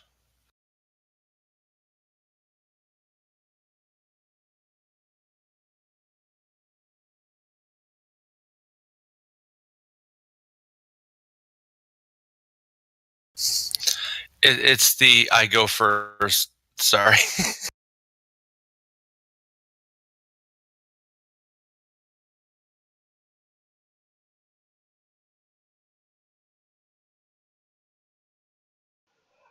Okay, so you guys head up to Ops. There you see, I don't know, about 5 people. They're just going about their duties. Although they're very lax in their protocol. You notice, much like the transporter chief, their uniforms are in various states of of being completely worn. Like one of them has the jacket off, just completely off. The other one has the undershirt slightly unzipped. And you see one of them has, much like the transporter chief, has a flask just resting on his console.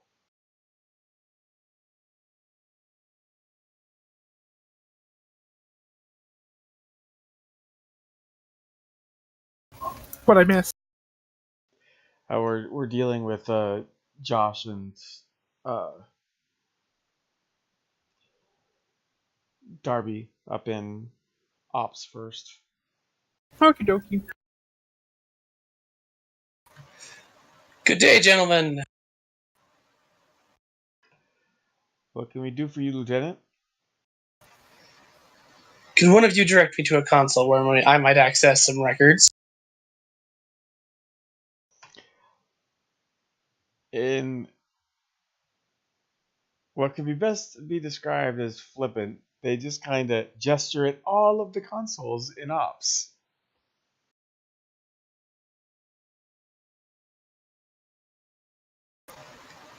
Oh, good. I love having my choice of the.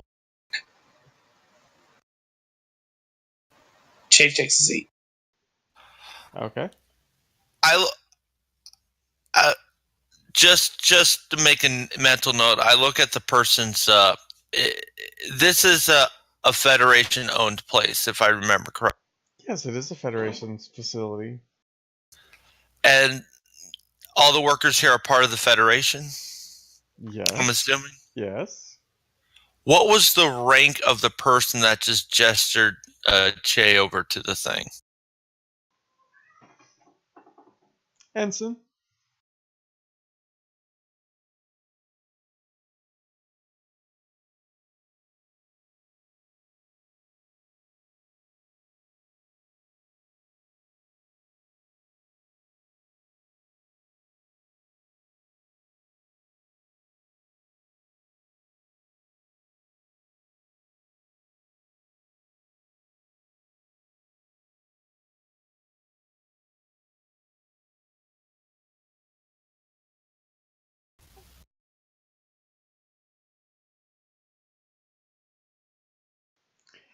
Okay, so Josh, what are you looking for? Well, I follow the plan. I pull up records on the station's. On the station's what? I pull up journals on the station status and begin looking through. Okay. So you're just For now. you're just pouring through that stuff. There you see reports that have been backed up because the communications array has been down. Which we confirmed it's not down. Right. You see memorandum from the station chief that relaxes the rules of on-duty behavior.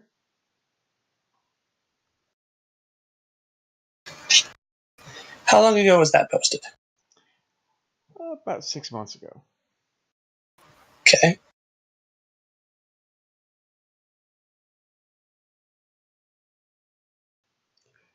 And you see that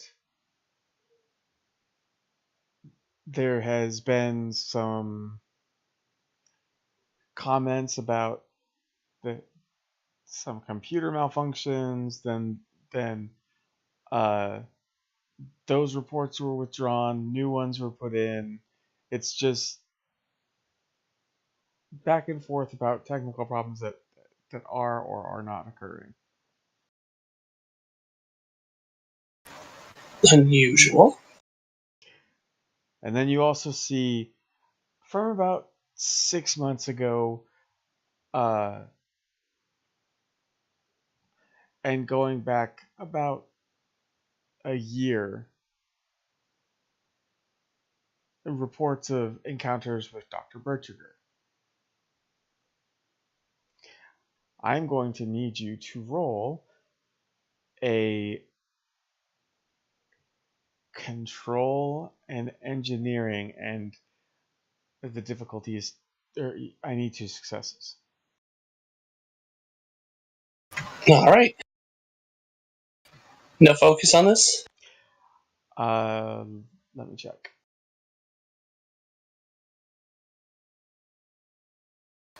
And do I get my 3rd dice for delving into a computer database? Yes. Cool.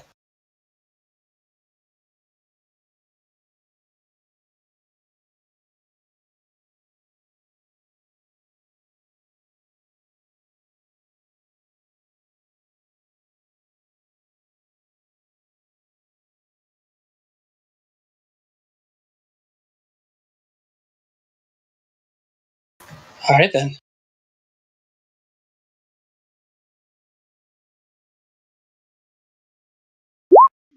Okay, so no 3 focus. successes. Okay, no focus. 3 successes. Okay. You notice, going through all of this, that each report about Dr. Berchiger,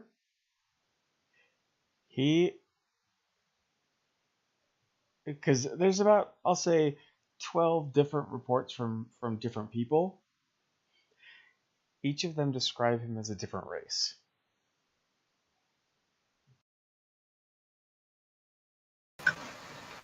Ooh. One of Now them, that's one of them, consistency. yeah, one of them he's human. Another one he's Cation.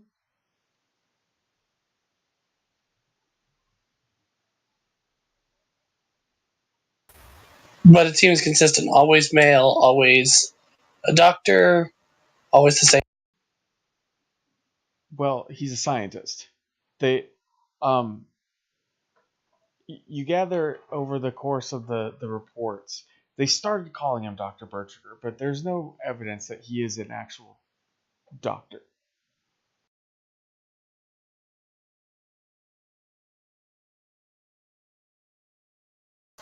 Can I find when he joined the crew? And what he joined for? Again, the compute. Well, are you asking the computer, or are you just going to look it up? I'm going to... Yeah, I'll ask. You're going to what? Yeah, I'll ask the computer.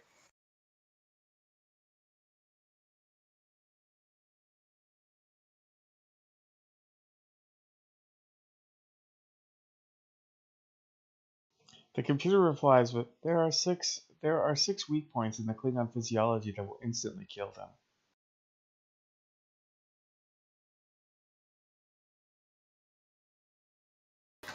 Shape blinks several times, and then attempts to manually look it up.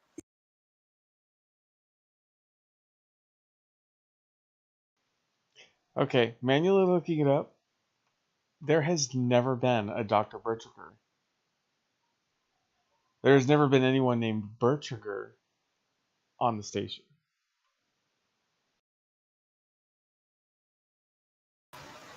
Oh my.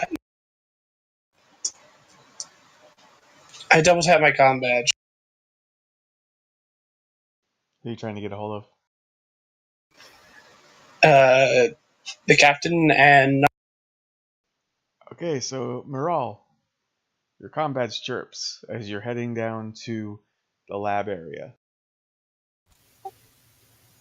Morale here. Go ahead. This is Jay. We're up in ops, and I have access to the records. They are scattershot. A lot of conflicting back and forth as far as the reports. I'm looking through on Berchick. The reports that on incidents with this individual are wildly inconsistent. And there's no date at which he joined this crew. apparently there has never been a Berchiger. People just started calling him Berchiger.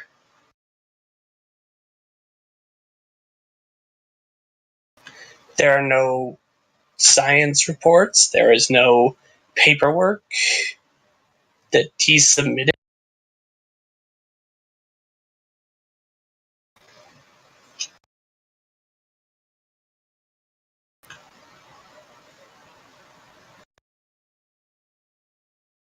Is it possible we're dealing with some form of a stowaway?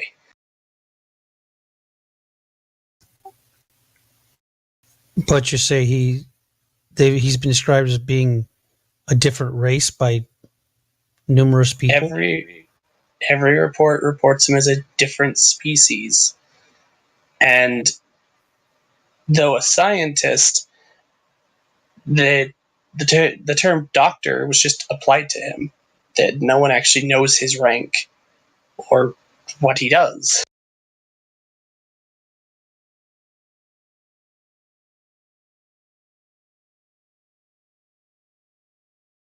All right, keep digging. See what you can see. What else you can find out, and just keep looking. Keep me posted. Morale out. Yes, Captain. Okay, so on to Maral and Nar.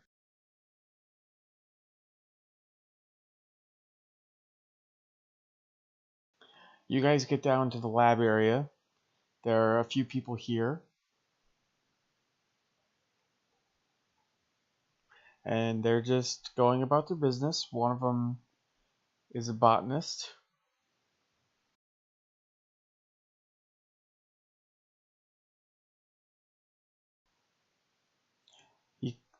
He comes up to you and goes, "Can I help you, sir?"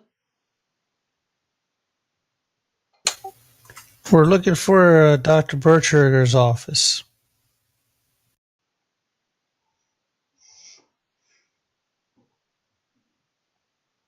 From what I remember, Dr. Berchiger's office is 2 decks down, section 12. But I would highly recommend not going in there. Why is that? He is very protective of his experiments.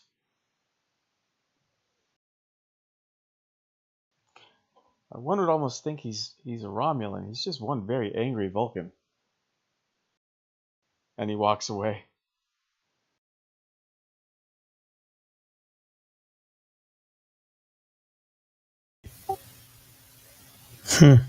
That seems illogical. God damn it.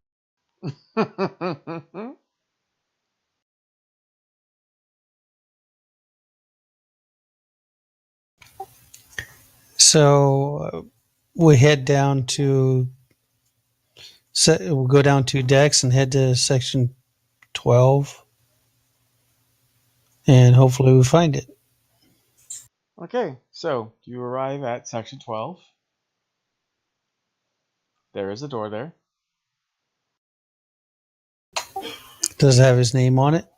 No, it is unmarked. Is it locked? I won't say it's locked, but it's not. It won't automatically open. You have to hit the door console. Press the button. Okay, the door slides open. The room is dark.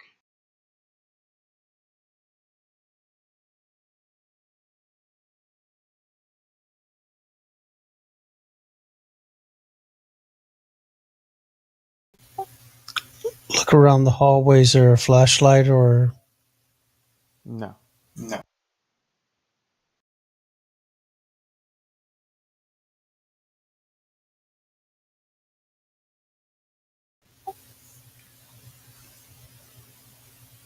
Walk in slightly into the doorway and reach around on the sides. Or a light switch? Well, as soon as you walk into the room, all the lights come on. Okay. You are now in What? A storage closet.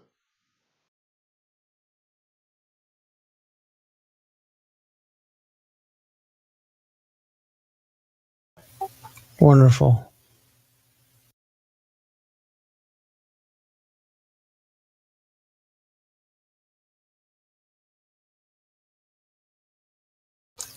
Okay.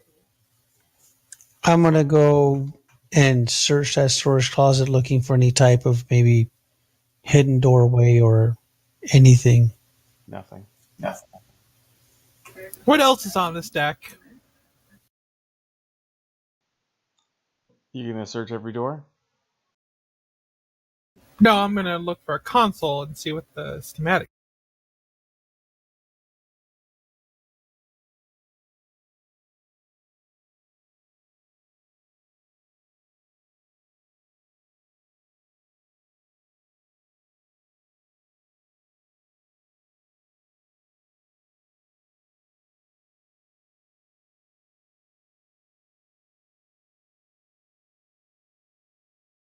Sorry, I'm thinking about what I wanted to have on that floor. Okie dokie.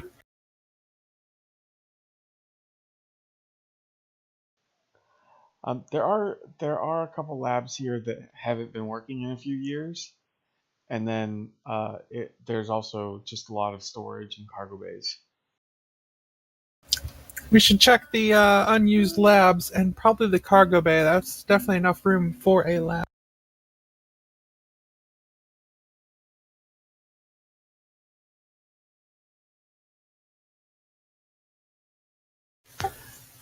Yeah.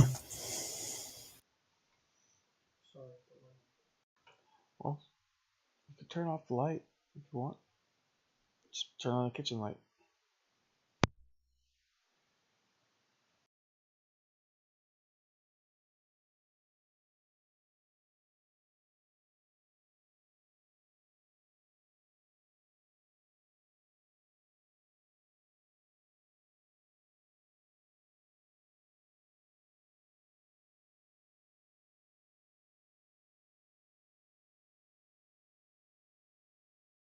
Those after having technical difficulties. I'll be fine. Just a little tired. Sorry, didn't mean to press the button.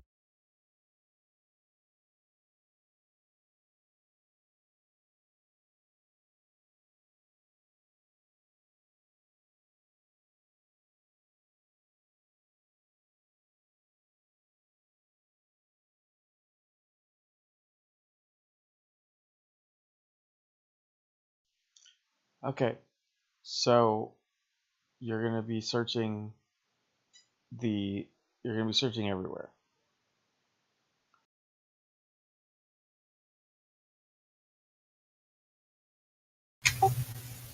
Yeah, we're just going to start searching all the different rooms or doors or whatever else is on this floor.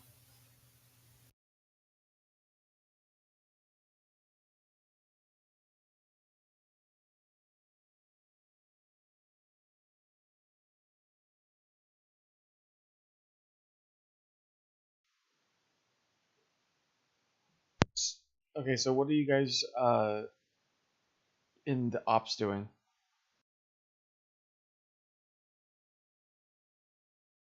I'm going to dig deeper.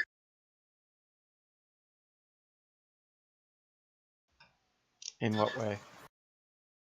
Well, first I asked the computer to to get me a full cross reference of everything regarding the name Berchiger.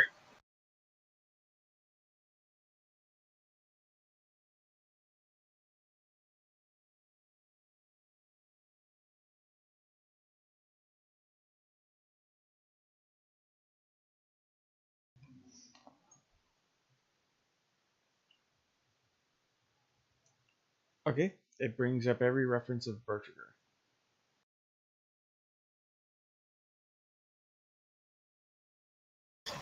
What, no creepy remark? I'm almost disappointed.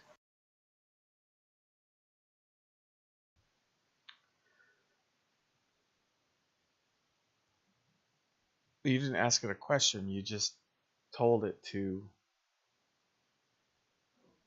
compile all the list.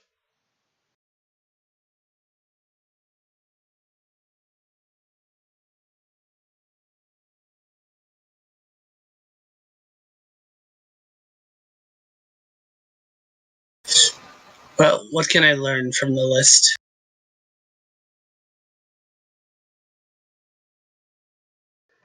It Do I need is to make a roll? no, because you pretty much have all the information that you had before. It's all reports about Bertriger, and um, there's some new ones from like the past few weeks, and there's the whole Schrodinger thing again. Some of them are kind of throwing little jabs at him by saying that, oh, I've been able to get so much work done since he's dead, while others are complaining that they are still dealing with him.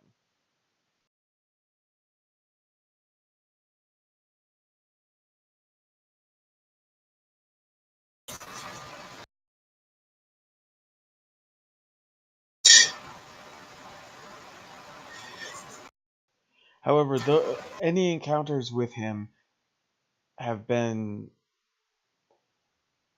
have been stopped about a week ago.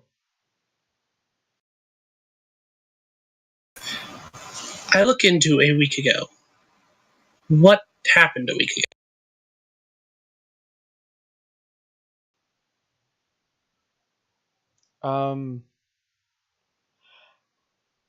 Nothing. The only thing that you're able to find is that Bertriger sealed himself in his lab.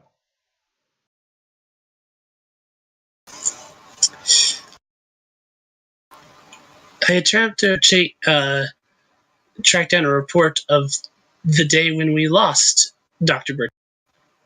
Actually, why not? I'll ask the computer. Computer, could you bring up the obituary of Dr. Bertriger?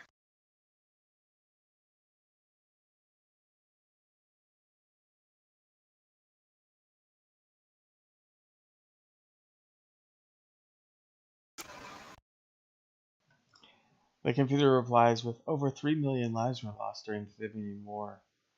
It should have been more.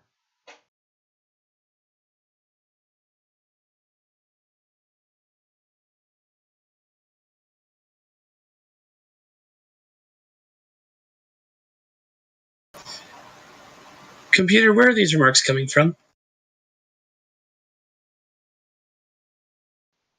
The computer does not understand the question.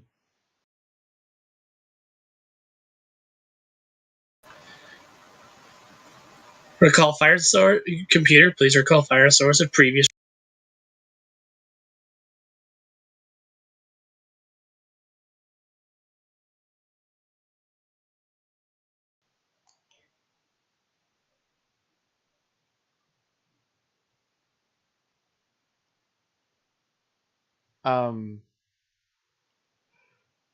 It says that the last thing it said to you was that there is no record of Dr. Bertriger's obituary within the computer database.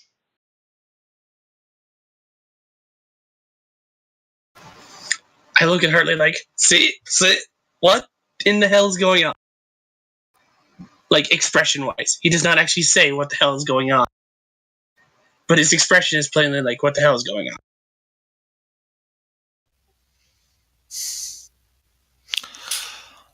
I return with a confused look as well.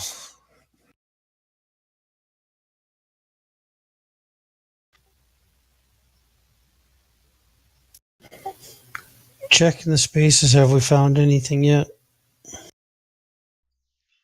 No. However, Honorin, or the Tempest contacts you again. It lets you know that there is no anomalies outside of the station that it can detect. However, the only anomaly on the station that it can see is that the life signs are fluctuating again, or still.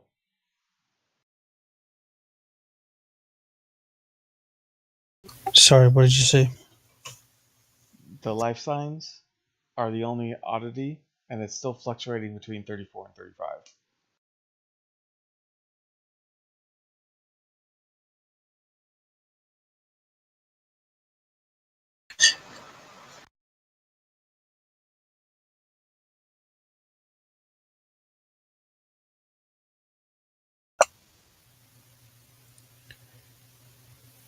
With our tricorder, can we pinpoint as to where this mysterious body is showing up and not showing up?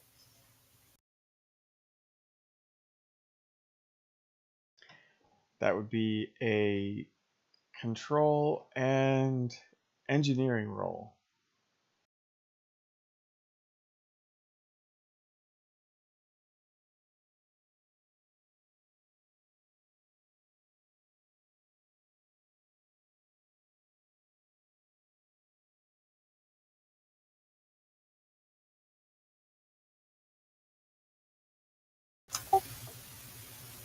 One and two. Yes, but I will need 3 successes.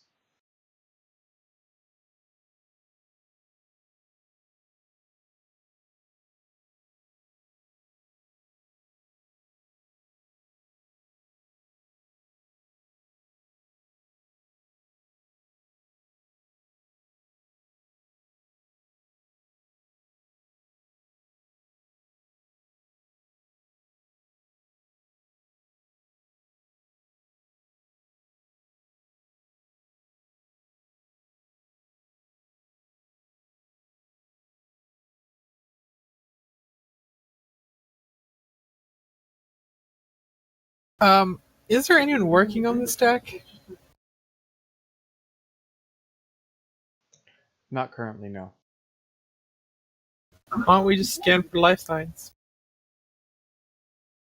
So I'm gonna have to use since I don't have a focus or anything, I'm gonna have to use karma to make 3. You need momentum? Whatever. Same thing. Okay, go ahead.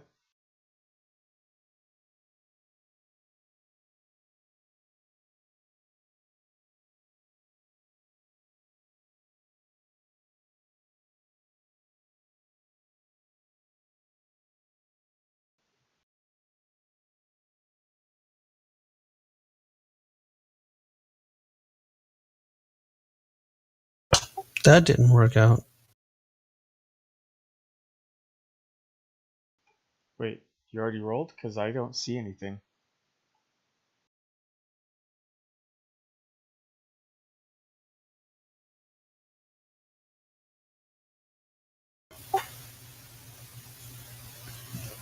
Does anybody else roll? Nope. I haven't heard a beep. No. My connection with roll 20 got interrupted.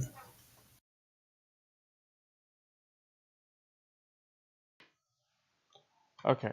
Well, I can see his roll. He did not make the successes.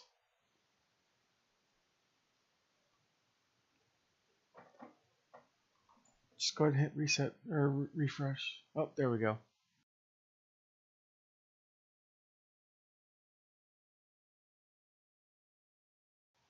Okay, so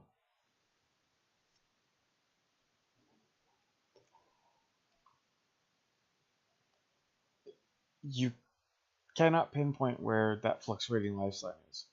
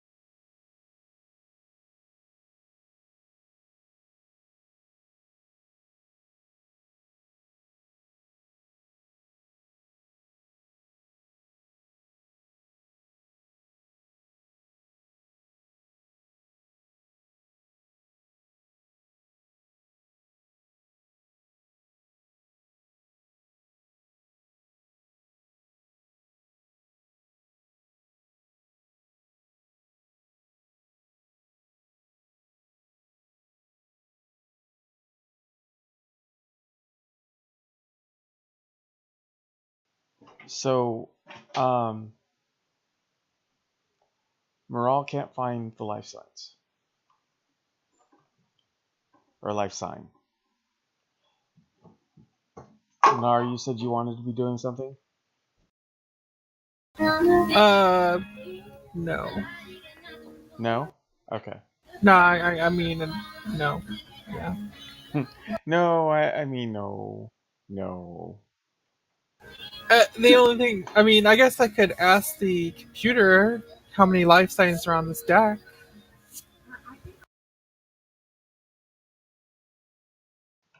Do you want to? Sure.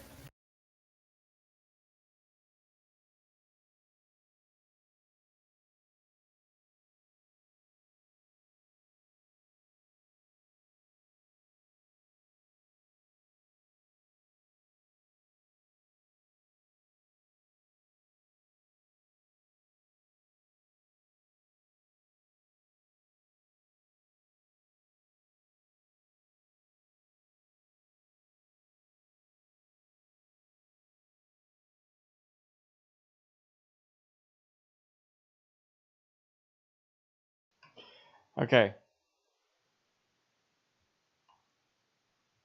The computer replies with, the Cardassian genocide should not have been stopped.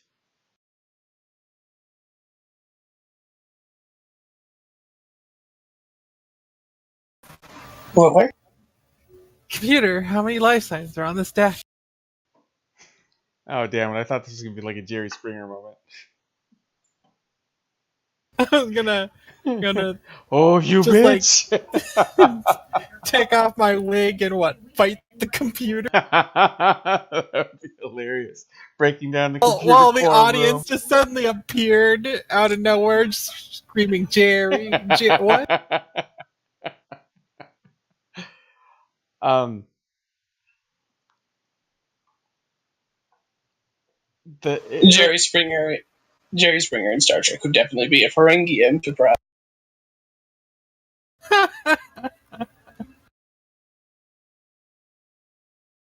No, I think it would be more of a pack-led thing.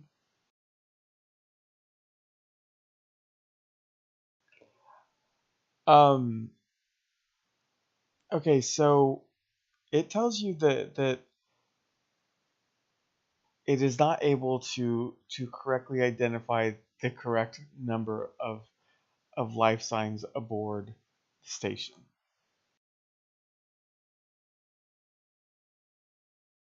Well, that's closer anyway.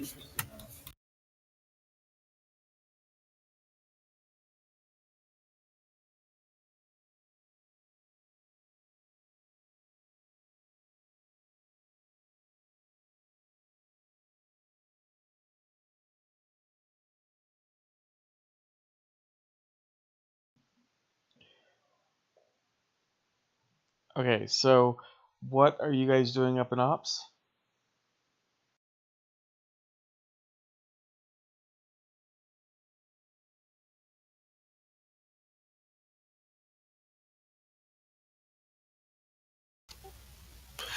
Che, are you still digging around the computer? There's got to be an answer here somewhere.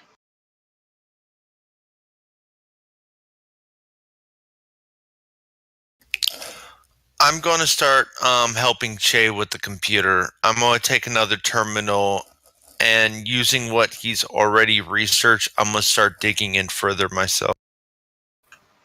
Jay has one more question for the computer. Okay. Computer, at what point did the life signs on the station go from 34 to 35? I know I should have had that module opened for all the creepy stuff.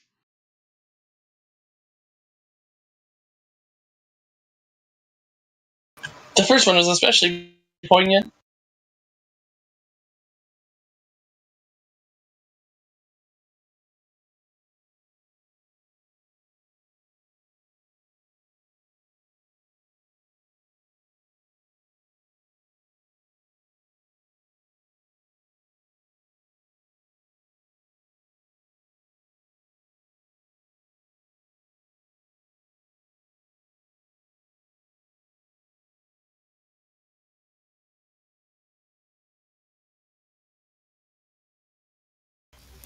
What?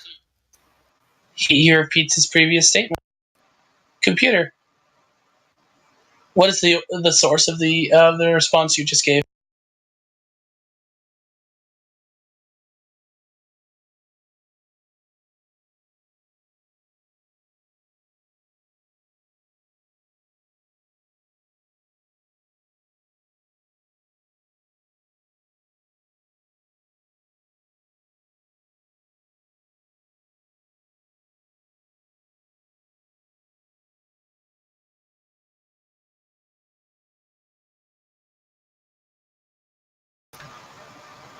Computer, show file route for previous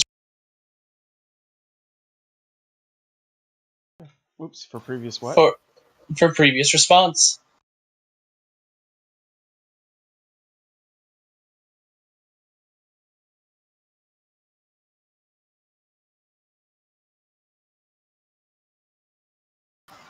It replies with its previous response of it not being able to find an obituary for Dr. Bertriger. Okay. Chase searches at this point. Searches for the point at which this station moved from 34 from 34 individuals to 35. Che, you're on to something. Real quick. Are the life signs from 34 to 35, is it still fluctuating? Not according to this computer. This computer says it's at 35.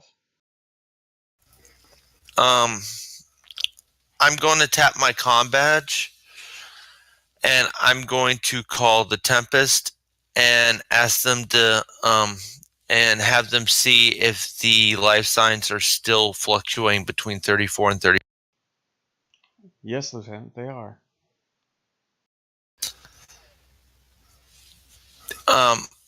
I look at Che.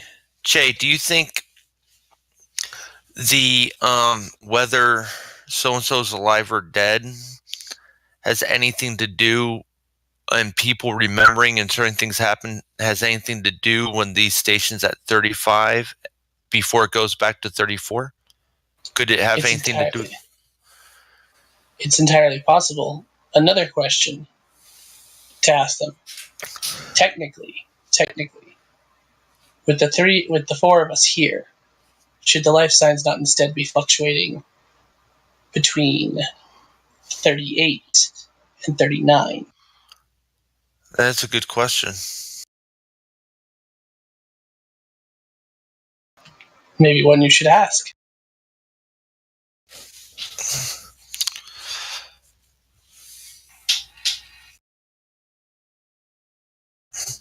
Ask the computer, or ask the Tempest.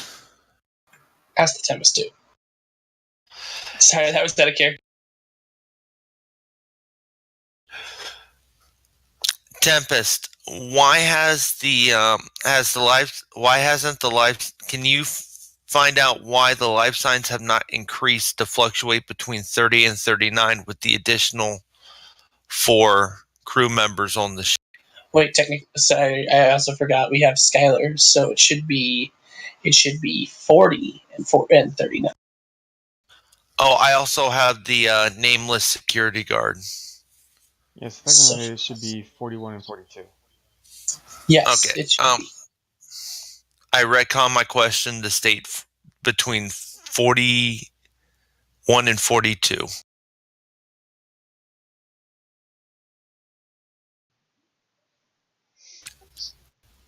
And then I asked the computer, why has the station's complement not increased since the arrival of 7 new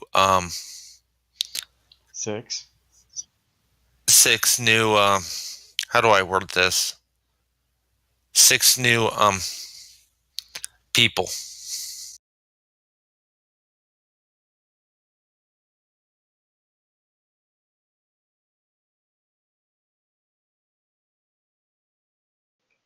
Okay, well, the answer from the Tempest is they do see your life signs, but they are only counting those aboard the station, as in not you. So there's been no change to the station personnel. That's good to know.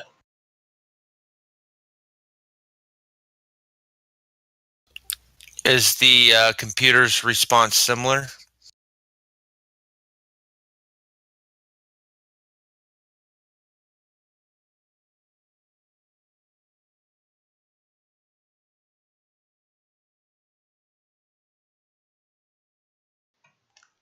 The computer's response is, within 3 days of death, the enzymes from your digestive system begin to digest your own body.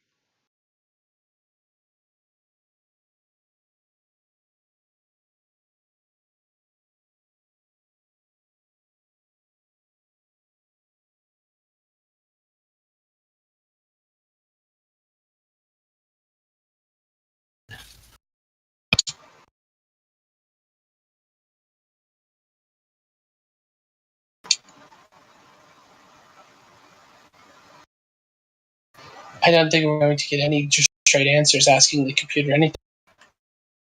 Trying to trace back to where these responses are coming from, the computer seems to not know where these responses are coming from.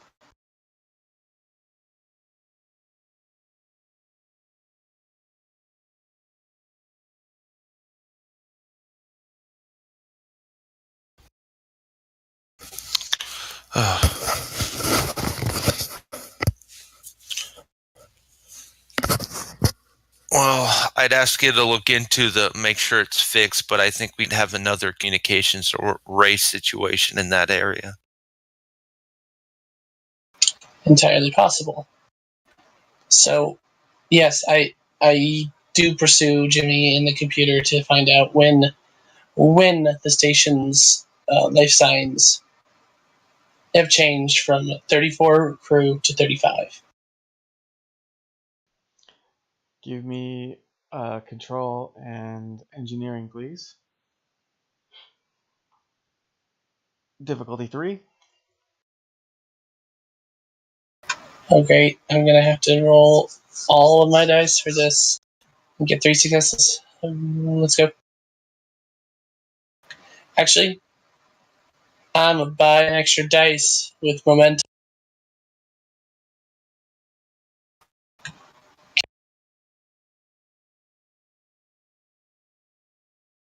Oof. No. Oh, Bad. no. Bad. So close, too. So close.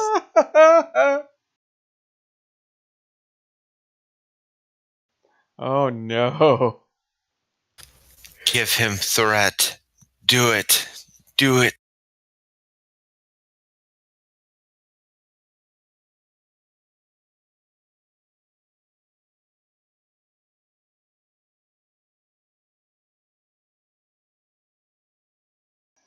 I'm going to say that your complication is your deep delve into the computer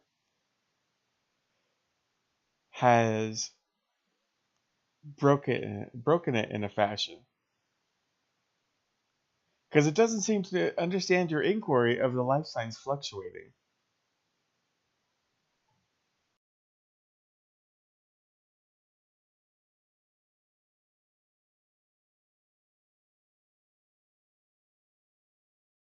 So it like locks up and crashes. It freezes up. Son of a... Because a station this old is running off of Windows 12. Great, I'm going to have to reboot this console. You can't really reboot a console. You'd have to reboot the entire computer core. Son of a bitch. So all the consoles went down. Yes. Have you tried turning it on and off again? Yeah. Have you tried not using the drink tray that comes installed in the tower?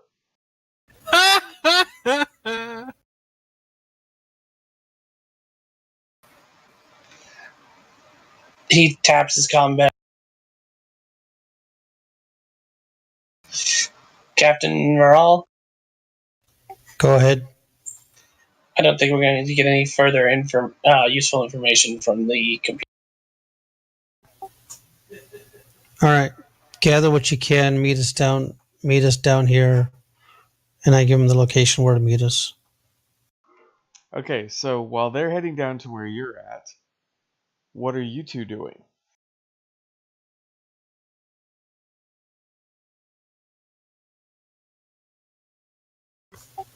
Playing Monopoly. I don't know. We could probably peek into a couple of these labs or whatever. They're supposed to be empty.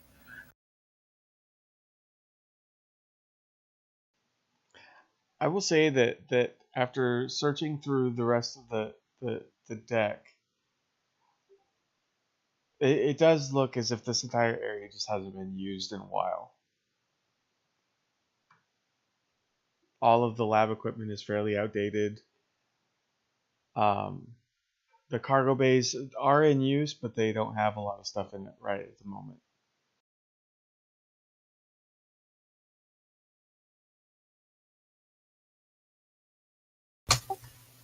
All right.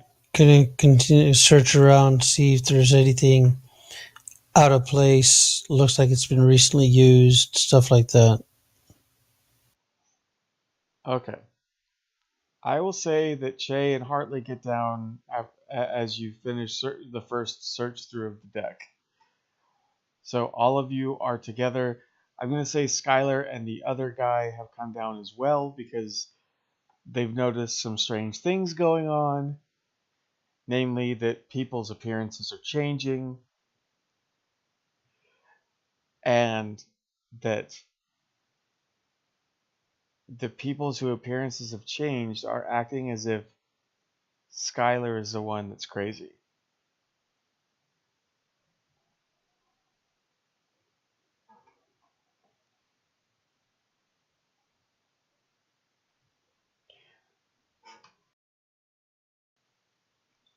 So now that everyone is down there, what are you guys going to do?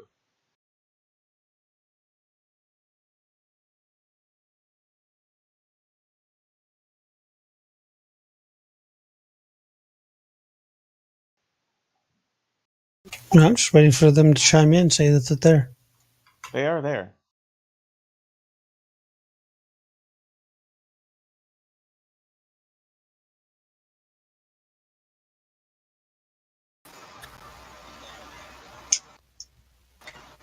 Apparently, Any luck Jamie. on y'all? Oh, go ahead. I was just, as we walk up, I say, any luck on y'all's end?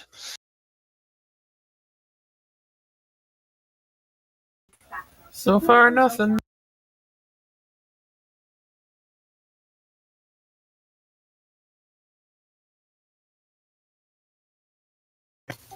I turn to Skylar and ask him if what he's found out and what he's noticed. Well, everything appears to be in working order. The replicators appear to be fine.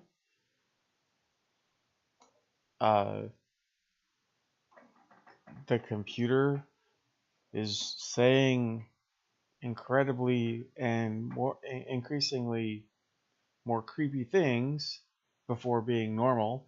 He's checked out the computer and nothing's wrong with it.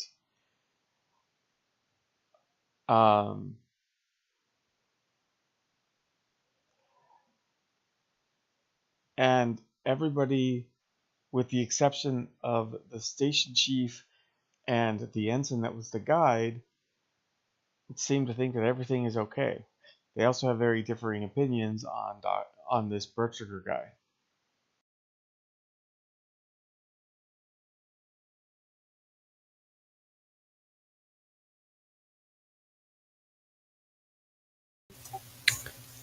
So we have a doctor that doesn't exist but exists.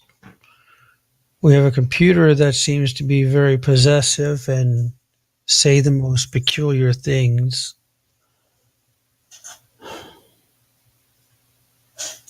And we have food replicators that don't know how to replicate food properly, but then they work properly.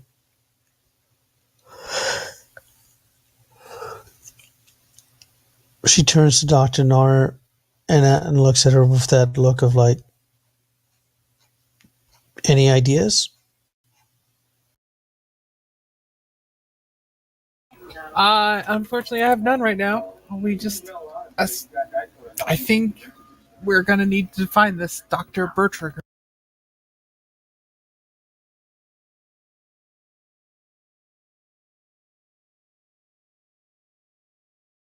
If they even exist.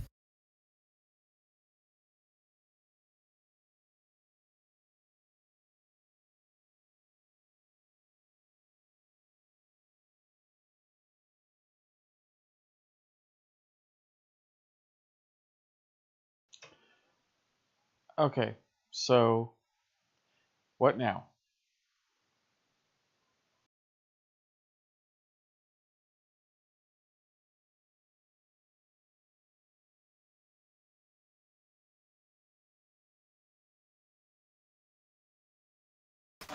Out of character? Hell if I know.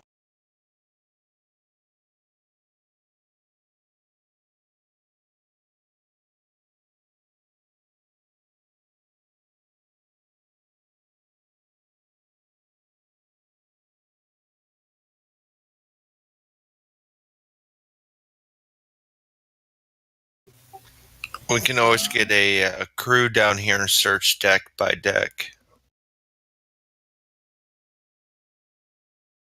The only other thing I can think of is trying to pin down that fluctuating life sign again. Which, considering the character, both confirms Bertiker is both alive and dead, and yet has no obituary for him. There's every potentiality that he is the fluctuating life sign. Oh yeah, probably, but we gotta find out where it is, and that's what I mean. So we can try and find out what's going on, or at least find a place to look next. Kind of.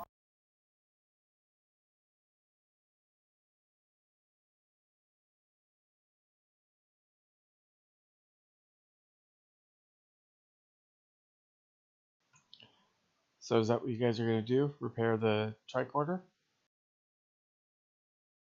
Or not repair the tricorder, but scan? That's the only thing I can think of.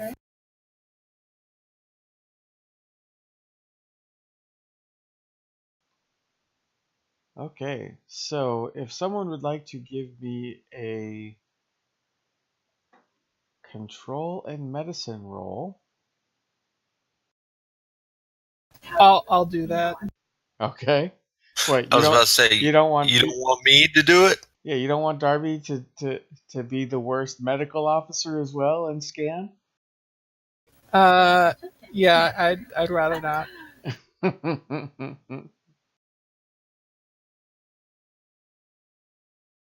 So the difficulty is 2. So, 1, 2. There you go. You have found this fluctuating life sign. Hooray! Where is it? According to the tricorder, it's in that storage closet that you guys have already looked in. Son of a bitch, what? Okay, I guess we're going back to the closet.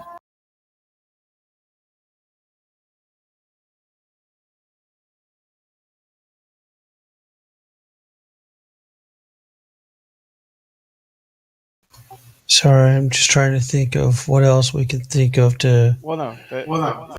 She found the fluctuating life sign. Oh, It's in the okay. storage closet. Then we.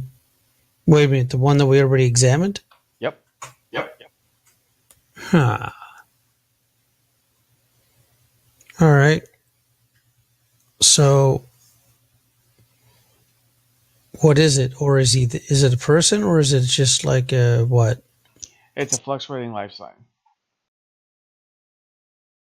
Yeah, that's all we got. Okay, so you guys head to the storage closet. Everybody back into the closet. So when the door opens, you guys see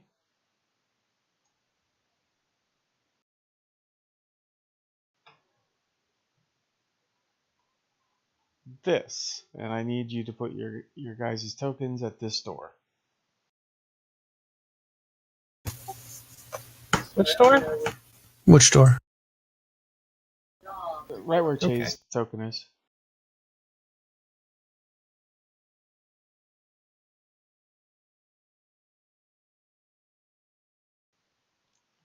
So, in case you haven't noticed, when the door opens again, it is not the same room.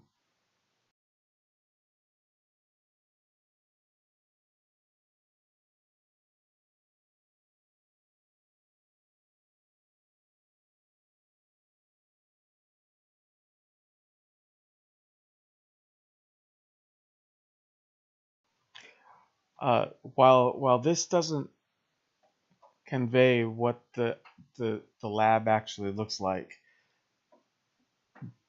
think more along the lines of Resident Evil. It's somewhat dark. The consoles are lit, but there's a light flickering, and there's pads and whatnot just strewn across the floor. It almost looks like as if there was a struggle here. I pick up one of the pads. Okay. What does it say on it? It is details about the science experiment. Okay, what kind of science experiment?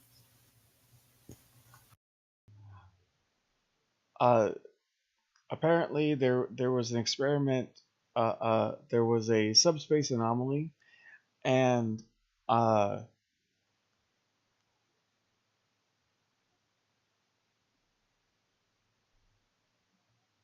Birchiger. Well, I won't say Birchiger, but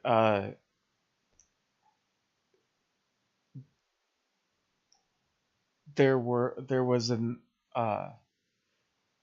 they shot an unknown particle, because honestly I don't think the module actually named what it was that was used in the experiment, but they kind of shot it into the subspace anomaly to see what would happen, because that's how all science should be. And shortly after that, weird stuff started happening.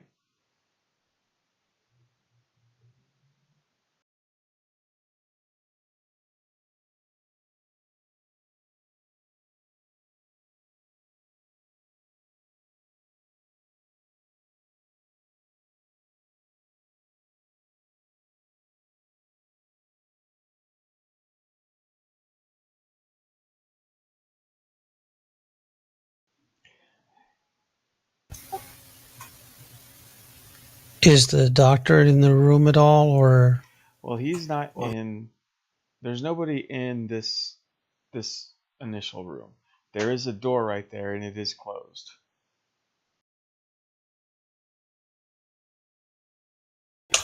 Start heading for the doorway. Okay.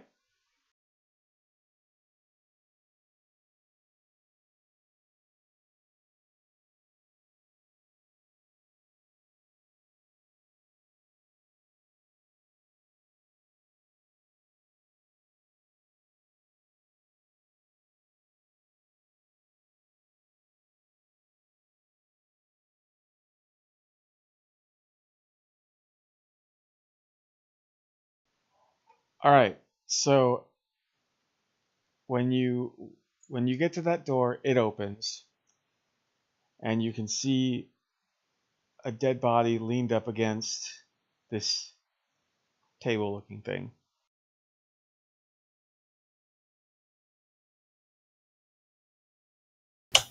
Is there a name on the uniform or any way we can identify the dead body? Well, first off, the body has severe burns on it, and it also has severe head trauma. Much like the other room, the lights are flickering, and there are more pads just strewn across the floor.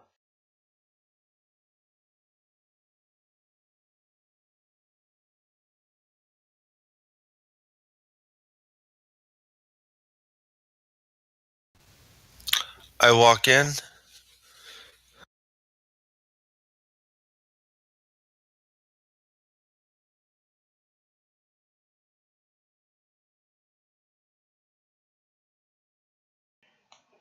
Okay. Is there any way to identify the body at all? You could scan him. He is wearing a Starfleet uniform.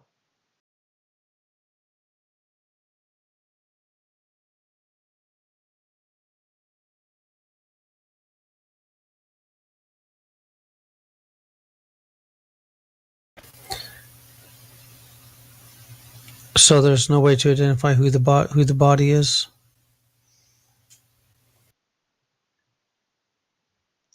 No. But I will say that Nar, if you scan him, he is reading as both alive and dead. Okie dokie.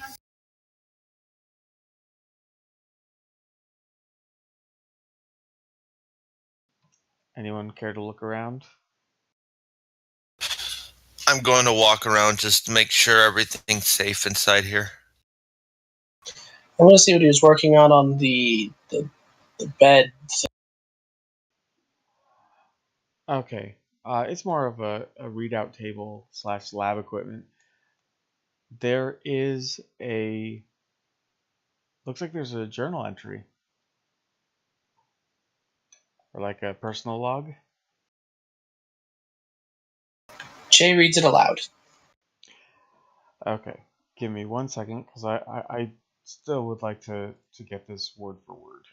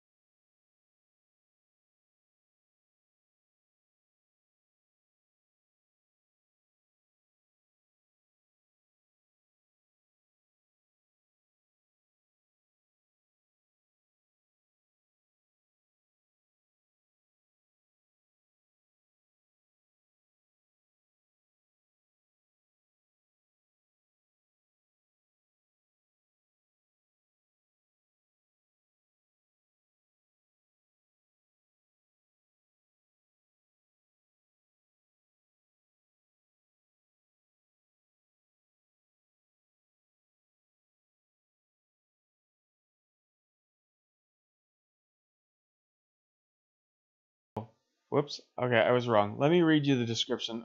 What is actually the description of Bertiger's office? In somewhat stark contrast of the rest of the station, Bertiger's lab actually looks like something's gone horribly wrong. Most of the consoles here are dead, and those that are active flicker with power. There's scorch marks on the wall and a corpse slumped against the far wall. And Nar, go ahead and give me a reason and medicine task at a difficulty of 1.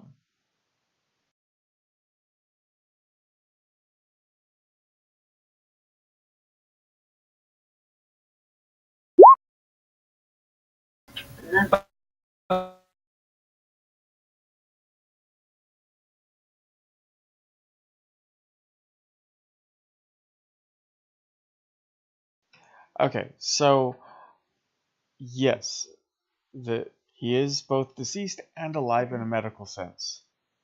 There's occasional heartbeats and or brain activity, but there are multiple obvious causes of death for this body. There are puncture wounds, there's a loss of blood, he had a heart attack, there was an aneurysm, he was also electrocuted.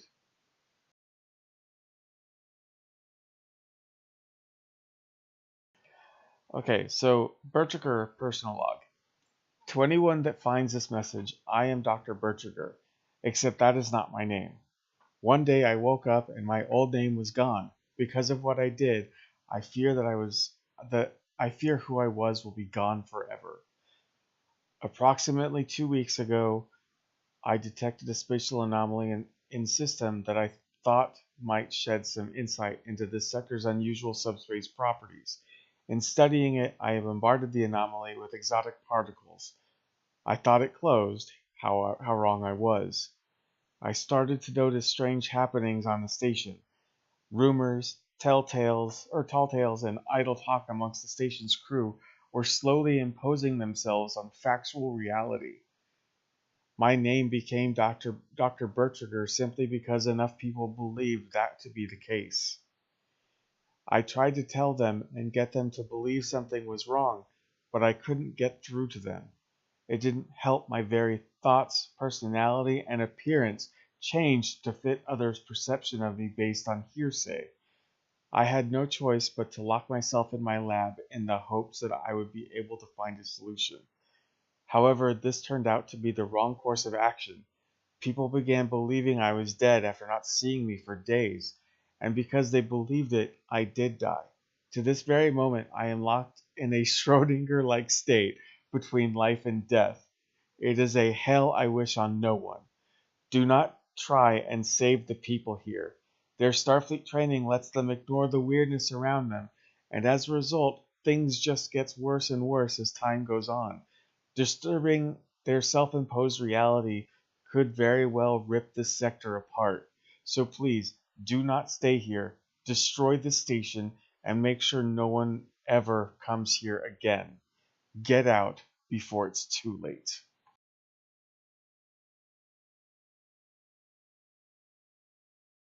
And Shay has read that all aloud.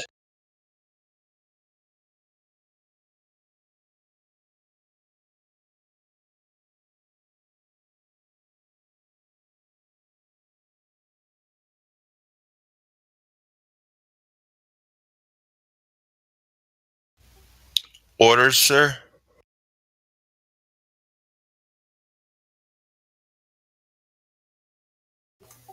So the doctor's not in the room, not in anywhere within this vicinity of his lab.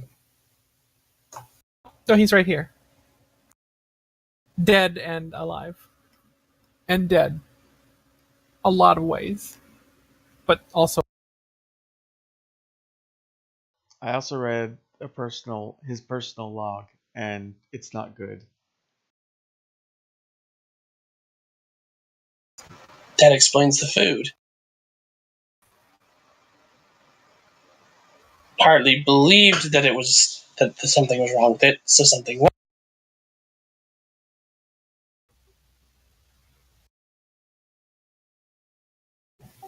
Okay, so there's a live Dr. Berchiger there?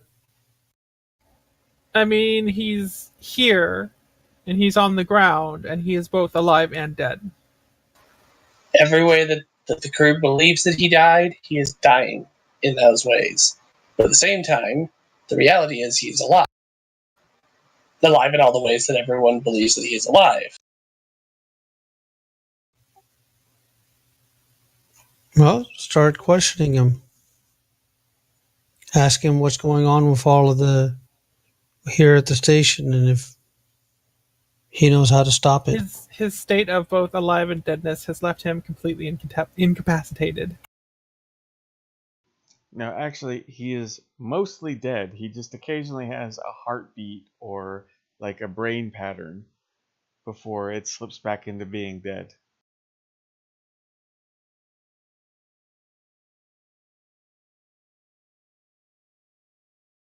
So his state of being both dead and alive has left him completely incapacitated.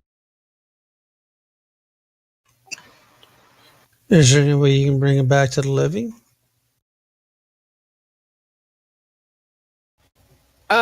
If what he says is going on in his notes is true, I'm not sure I could help.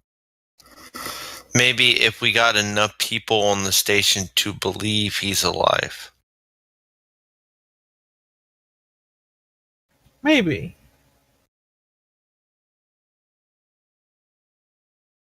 However, that entails a risk. We are subject to the same facsimiles, the same phenomenon. For example, if we go around ranting that the Doctor is alive, they will in fact believe, and they start to believe that we are crazy. We will in fact be crazy. That is true. If we could move him to sick bay and let everyone know as we transport him that he is alive but in critical condition, it may spread throughout the station. It's But- possible. But then, However, if we move him from the station and normality asserts itself, will not his dead state, his injuries, cause him to If how much repair work can you do on his body here?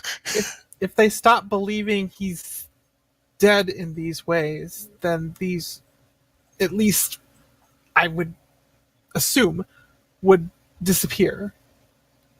The wave function would in essence collapse, and he'd just be critically injured in whatever way people believe he's been injured. If we add that to the rumor and it spreads mostly correctly through the station, then that should be how he ends up. At least if I understood. Thus healing the wounds. Skylar, puts up a finger to interject, and he goes, "It's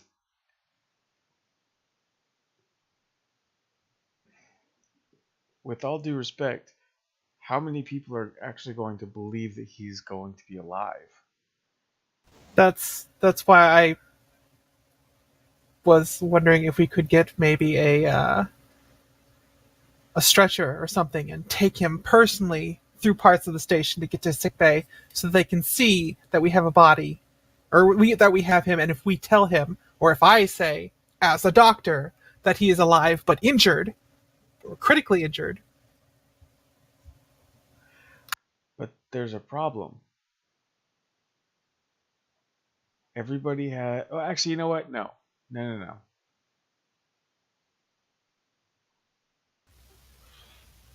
I point out what Shay was about to point out. Go ahead and speak, Josh.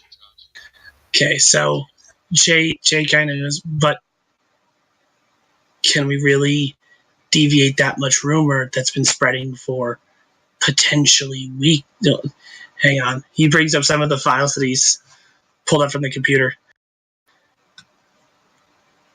They believe that he's been dead for now almost. How long has it been, Jimmy? You said like a week, 7 days. The reports say that the incident was 6 months ago, but Bertram's log says it was 2 weeks ago. They believe that he has been dead for a half year, even though this has only been going on for 2 weeks. Another issue, Doctor. If we're not able to convince them, not only if they think we're crazy, what if they don't think you're a doctor?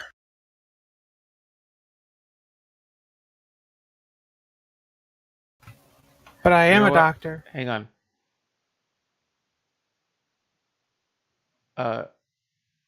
Emily. Maha. I want you to roll me a presence and medicine roll.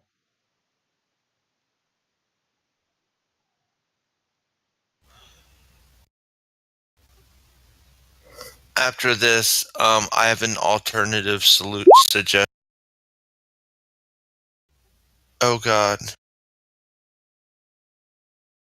I am not a doctor. What are you talking about?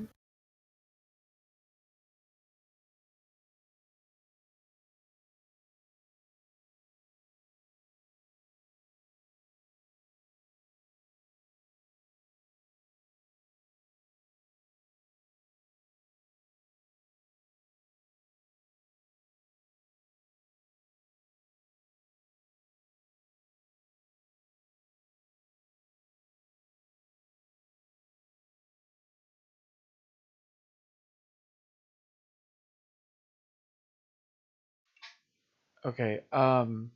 Yeah. No, you're you, you're no,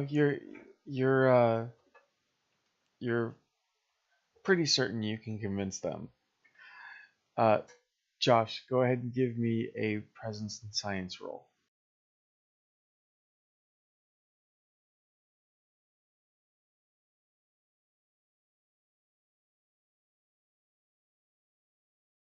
One success.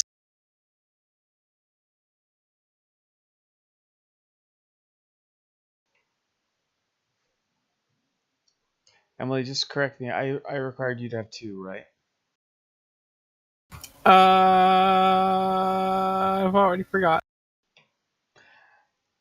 Okay. Just because uh there just because it's 11 o'clock and Josh, there's another problem with the plan. Okay. Considering the number of reports about Bertriger and this clear human that's standing or that's dead right there, how many of them would believe it's Bertriger? Jay raises a finger and then drops it, and then speaks. There's one final problem. Every single report I read about this man believes he's a different species. This man is clearly human. There's a dissonance that none of them will believe this is actually the right guy.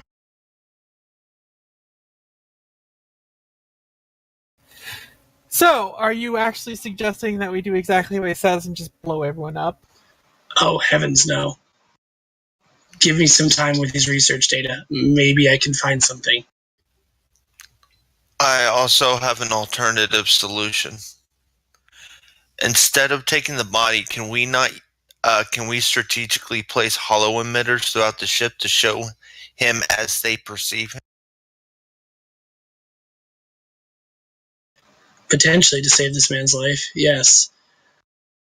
But we And I don't mean, know who thinks what. And the problem would be that this is Skylar talking. He says, plus the fact that a hollow image would appear the same to whoever is looking at it. So if one thinks he's a Cation and the other one thinks he's a Vulcan, one of them is going to be right while the other one is wrong. I believe the only hope for this man's life is to somehow find a way to resolve his experiment and undo the damage he's done. Like you said, Dar, we have to collapse the waveform. Somehow. We have to undo this anomaly in subspace. If it'll save his life or not, I'm not sure, but that might be the only way to undo the knot he's found himself in. Considering the majority is currently in a favor of him being dead, it probably will not. But I could not. Is it possible to transfer all this data onto the ship? If we're going to have a science team look at this, I'd feel better if they were on board the Tempest than on the station. I'm way ahead of you on that one. So, let's see what I can pull from this man's notes. Well, part of the problem here is also that we don't know if the effect is localized strictly to the station itself, or if its effects is, say, sector wide, or even just the general vicinity of the station. The Tempest could very well be subject to the same problems right now. We It's have to just warn them in that regard. It just is so long as the current opinion remains largely the same, you won't see much. Not at first. But yeah, probably warning them would be a good idea.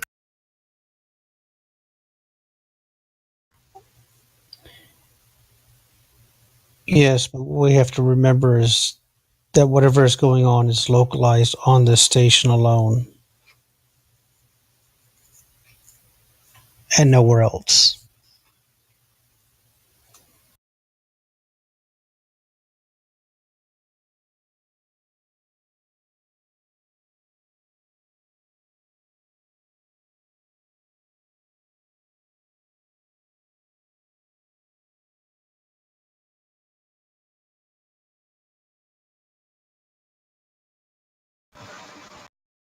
So, Jimmy,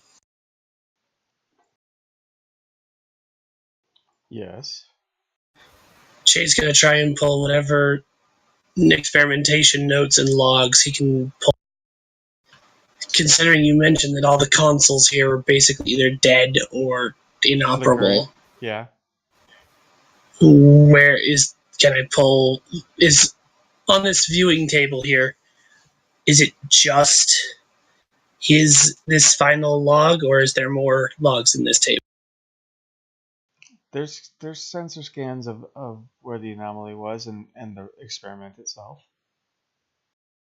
Okay, I pull those onto my tricorder. Okay.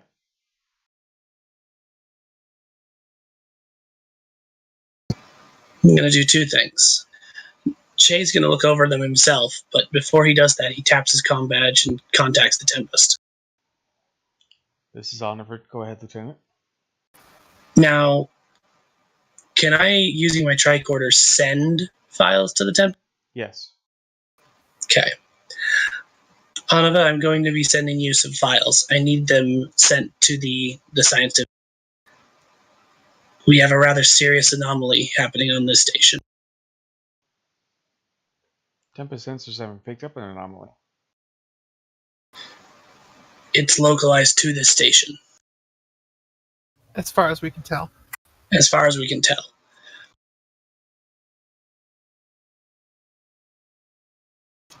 Read over the final log of this scientist. It should make everything clear. And he sends it to the Tempest.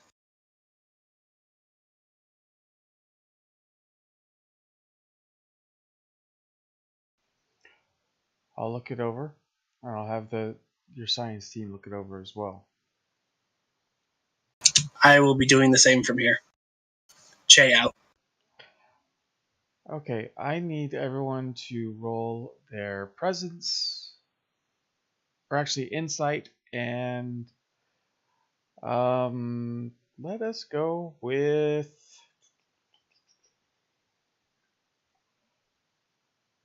I know I use this a lot, but security.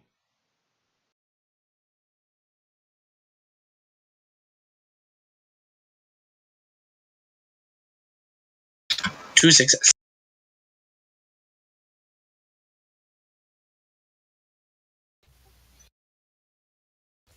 Sweet, I did. Finally, I roll one. Okay, so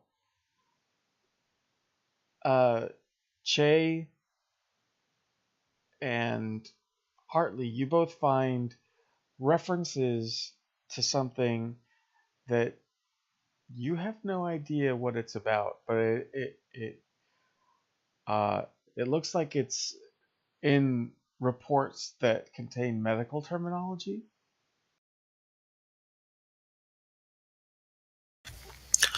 I call over the doctor and point it out to her and show her and ask her what it means.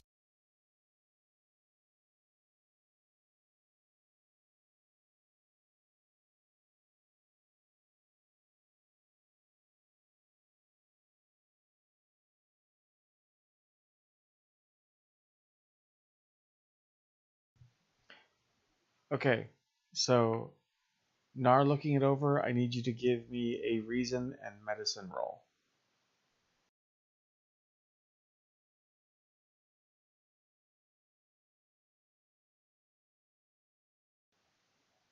Okay, there is a term in there that you saw in your preparation to join the Tempest in the officer exchange program. While it hasn't been something that you have seen any further medical research on, it was something that was a huge. It was something of a steady classification during the 2260s, Kirk's era. And that term would be Esper.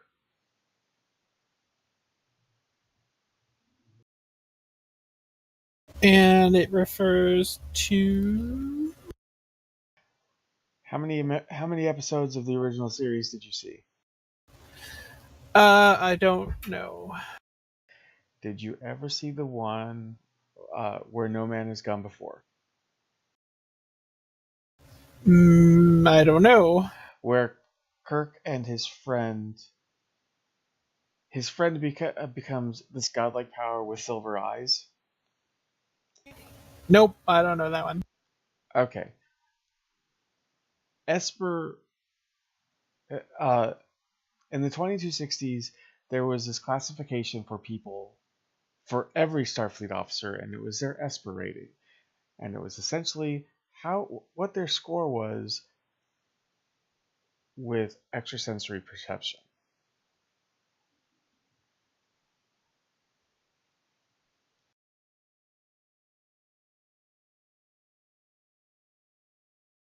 Okay. Again, it's something that kind of fell out of favor. But apparently not completely out of favor, because I'd say 98% of everyone on the station has an Esper rating.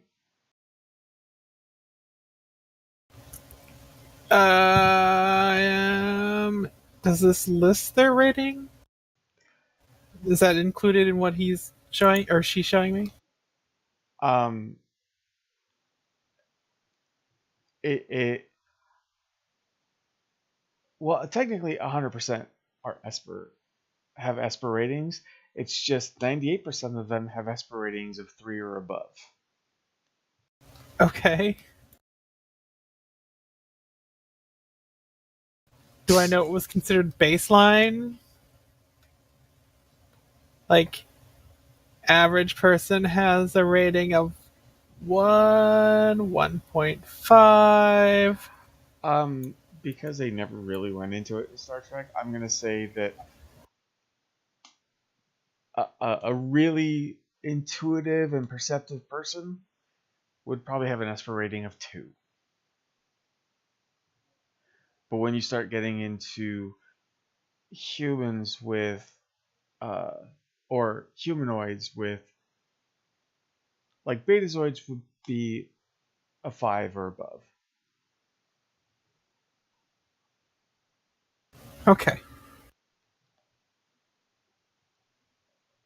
Ferengi would be 0.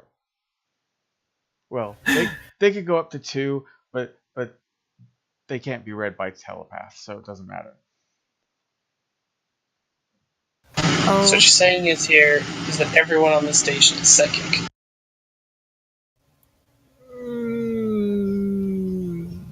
That might be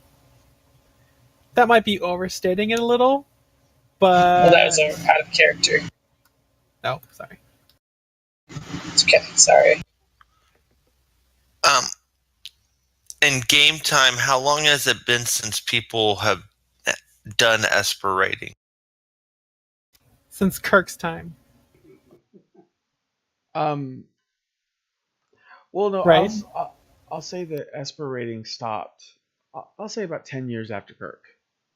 as far as like hardline science, like as a mandated part of any Starfleet profile. Well, what I'm trying to get as would these people, if they have gotten Esper ratings back in training, would they have already grown old and died by now? Or would they be older than they appear? Or if that makes any sense. Technically, this rating uh, isn't part of their baseline Starfleet profile. This is the guy who is Bertriger now, or was Bertriger. This is everything he's come up with. Oh, okay. It's just it's the only thing he knows how to use. Oh, okay. Because this pertains into, and these ratings all started 2 weeks ago.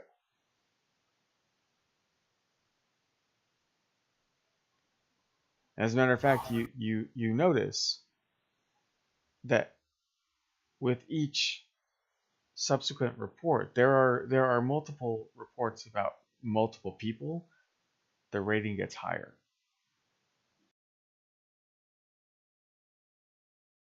which is not supposed to happen.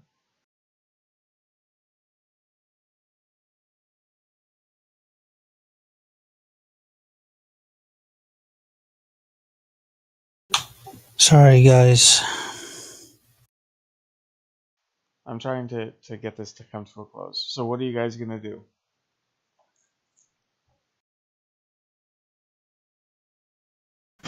Well, Shade's gonna try and decipher the data and see if there's a way to reverse all this. I'm a little curious to see what would happen if we were to say bring a Betazoid on board, but then that might also be potentially dangerous.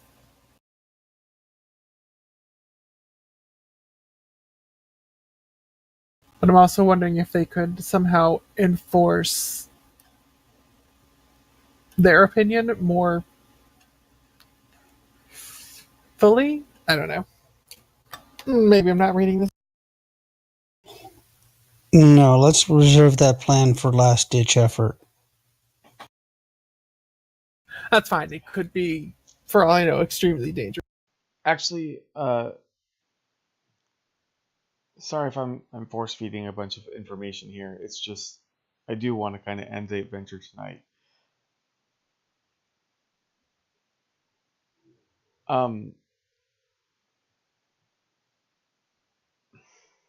Crap, now I forgot what I was going to say.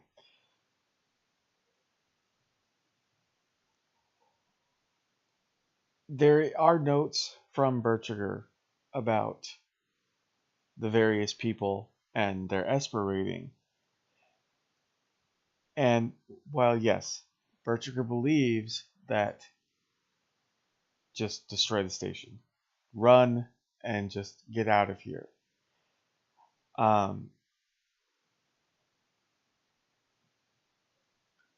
There are a few people on board whose Esper rating has not changed.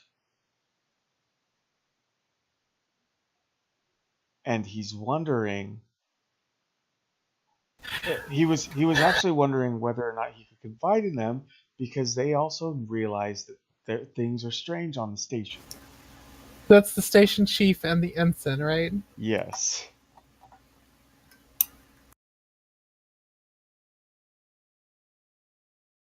Kudos to Emily for realizing where I was going with that. Can we get them down here?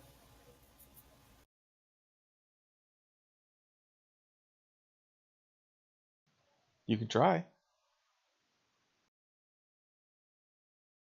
Okay. I'll try to contact the station chief and ensign, whatever, and see if they can join us down here on deck. Whatever it was, I forget. Yeah, I Deck, don't think deck C, was it Deck C, Section 12? I just remember it was section 12, and it was 2 decks lower than where the labs are. Okay, they both come down.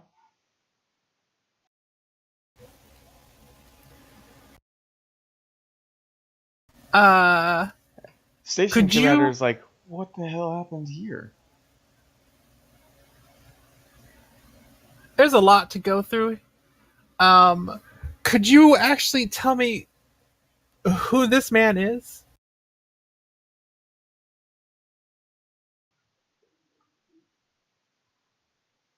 I think that's Dr. Bertriger.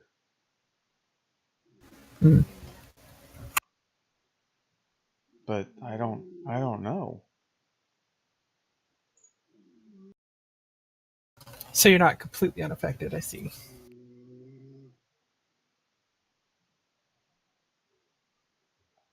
Unaffected.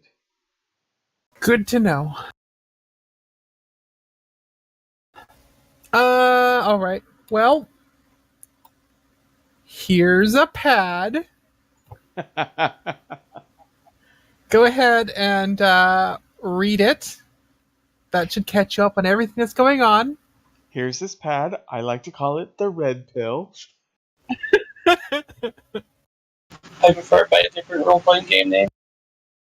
We just last Tuesday them.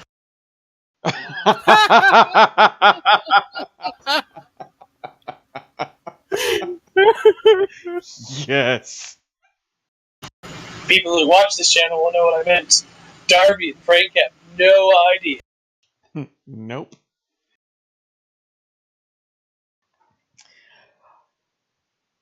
Okay, he's familiar with the Esper rating. It was something he had spoken to with Dr. Bertriger about a couple weeks ago.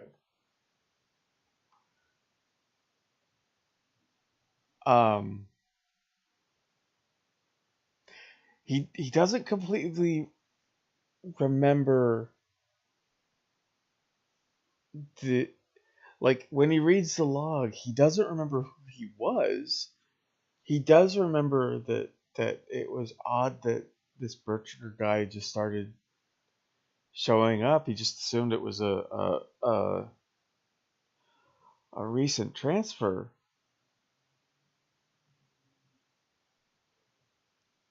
And the ensign looks rather horrified at the sight of Bertriger. And she's never been down here before.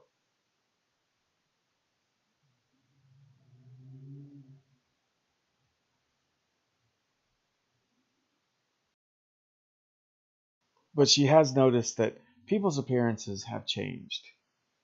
And she did think that that was rather weird, that they just thought she was crazy. She was starting to think that she was.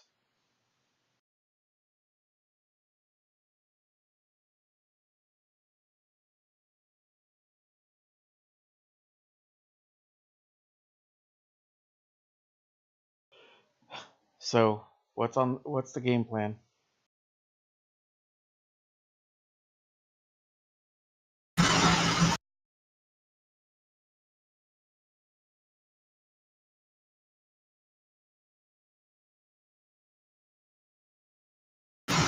Jay's still studying.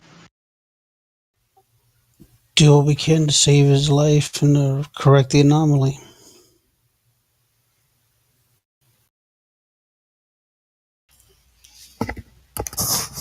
But the question is, how do we correct the anomaly?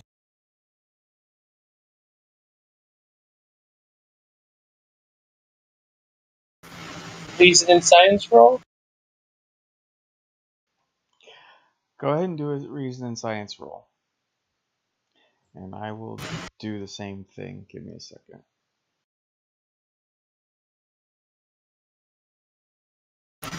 I'm gonna spend some momentum on this. Oh, crap. I should have made other character sheets. Oh, well.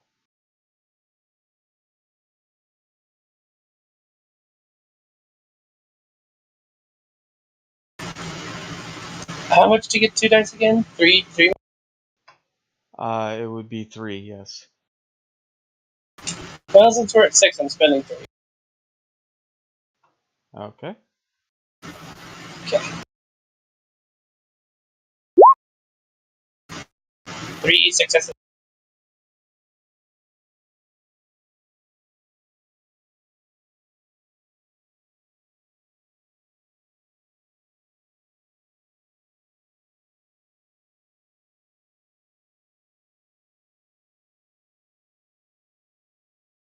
I have gazed into the great vault of technobabble.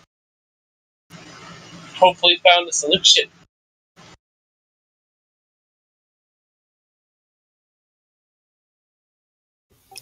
Found a what? A solution.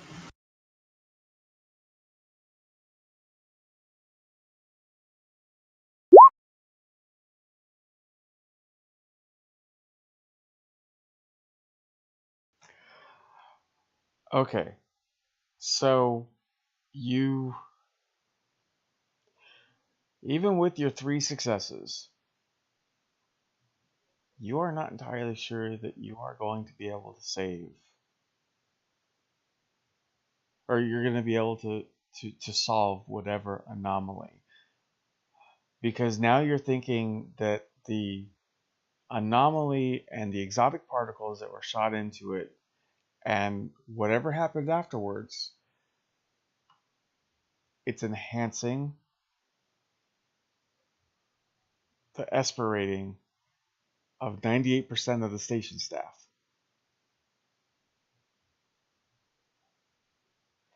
And they're all in this matrix-like bubble.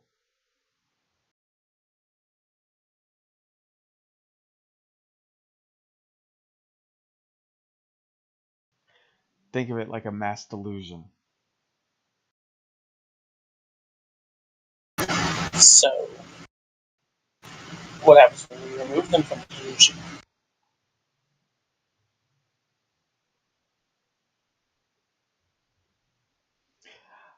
Um, so you get a communication from the Tempest. Okay. It is Lister.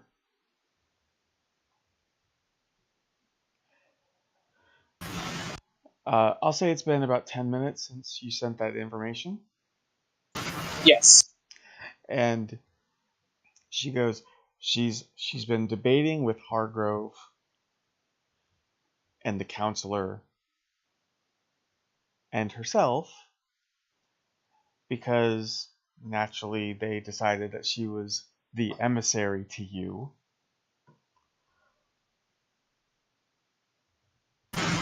They think we're friends. They are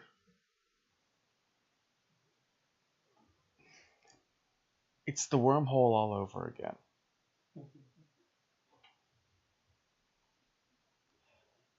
Counselor Zoda is she hates to say it, and as does Hargrove, but they're not entirely sure there is a way to pull these people out. She's not saying to destroy them. That would be a Tia's thing to say.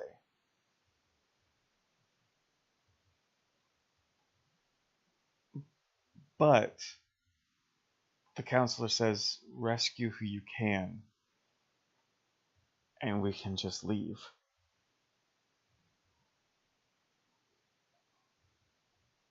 That is a lot of people to leave to their fate.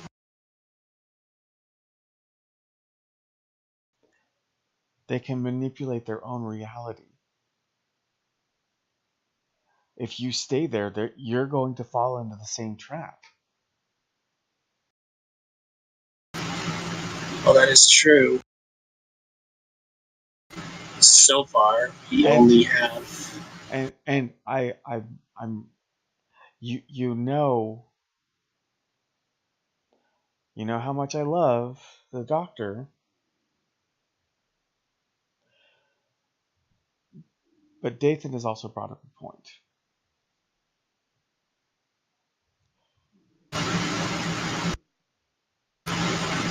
All right. If they are in their own little world, yes, you all will be trapped in their perspective. What do you think will happen to the doctor?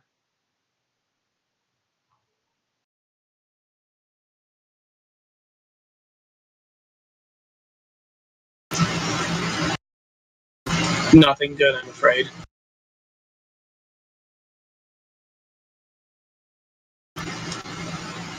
So then I have a question.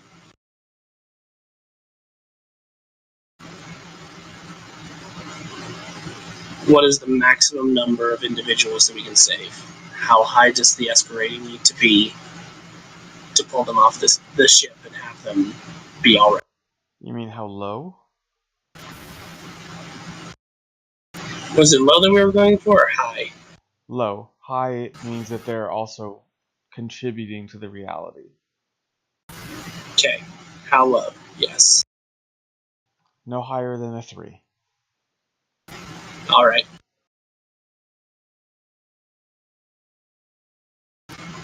We will save who we can.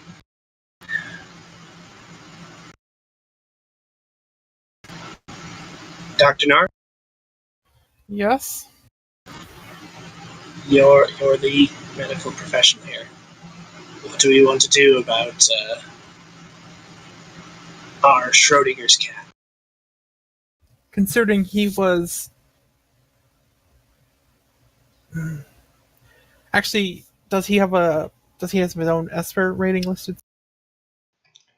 He was low. Let's try and get him off of there. Off of here.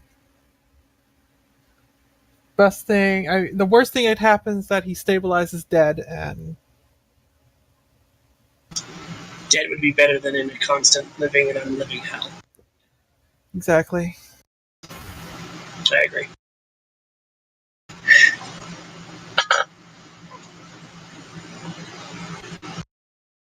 Let's go through this list and find everyone low enough. Station chief? No, he and the ensign are there. Yeah, Shay turns to direct him. Yes. If we can get you a series of names, can you get those people to a shuttle or to the teleporter bay Transporter. and ready to evacuate? Transporter bay and ready to evacuate. Yes. You need to tell the Tempest to prepare a quarantine beacon. He taps his comm badge. We're going to need a quarantine bay established Beacon. for the. A beacon to warn other Oh, ships yeah, away from okay. us. So you want to set up a quarantine beacon. Right. Okay. Dathan replies and says that he will get started on that. Finally, Che, realizing what he's been doing, turns to the captain. Captain Morale, are you fine with this course of action? Let's just say he is. Frank's kind of nodding in and out. Okay. Or, I'm sorry, let's just say Morale is okay with it. Well, I don't see why Morale wouldn't be, considering. I figured I'd give Frank his chance to respond, because it's his job. Yeah, I agree. I'm sorry. I'm just last couple of days not getting enough sleep. It's catching up. That's It's all. all right. Sorry, guys. No, that's fine. Like I said, it's 10 minutes to midnight, and we are wrapping up, so... All right, then. All right, so I will say everybody... well, you 6... I and have one last job to say. Oh, okay.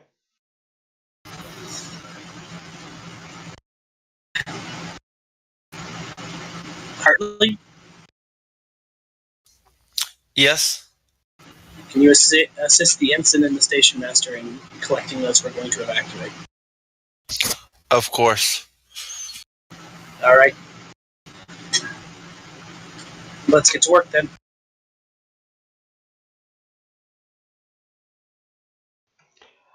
Okay, so I'm going to say that you are able to save one other person besides the ensign and the station chief, because like I said, 98% are trapped in this bubble. I think I just went over that percentage, but still. So Shay will not be satisfied unless he can save every person he can. right.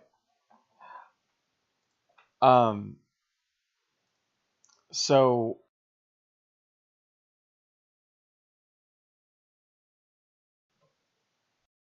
And the doctor? he's dead.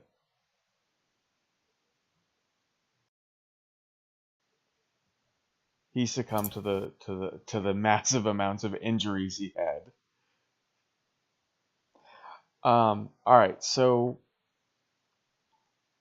as you are looking out on Outpost Psi after you guys beam out, I'm going to read this little blurb. It says, before your very eyes, you see Outpost Psi transform on the view screen. It goes from a functional space station to a nearly derelict one with barely any power, just like it has gone without maintenance for a full year, and sensors indicate that there are no life signs aboard.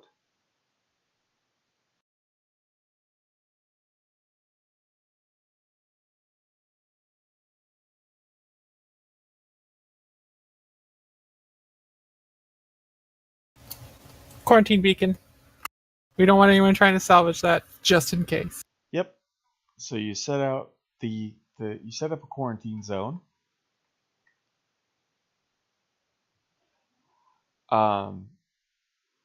And continue on your way. Shay looks out of the window, or out the viewpoint, I think. So do you think that's the fantasy or the reality? I have no idea.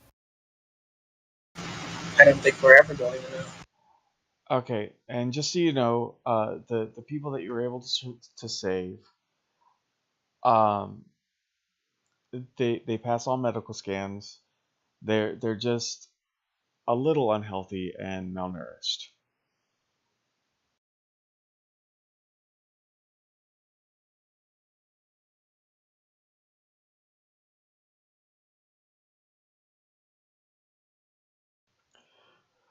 And we will be moving on to the next area of the Sabine Expanse next week.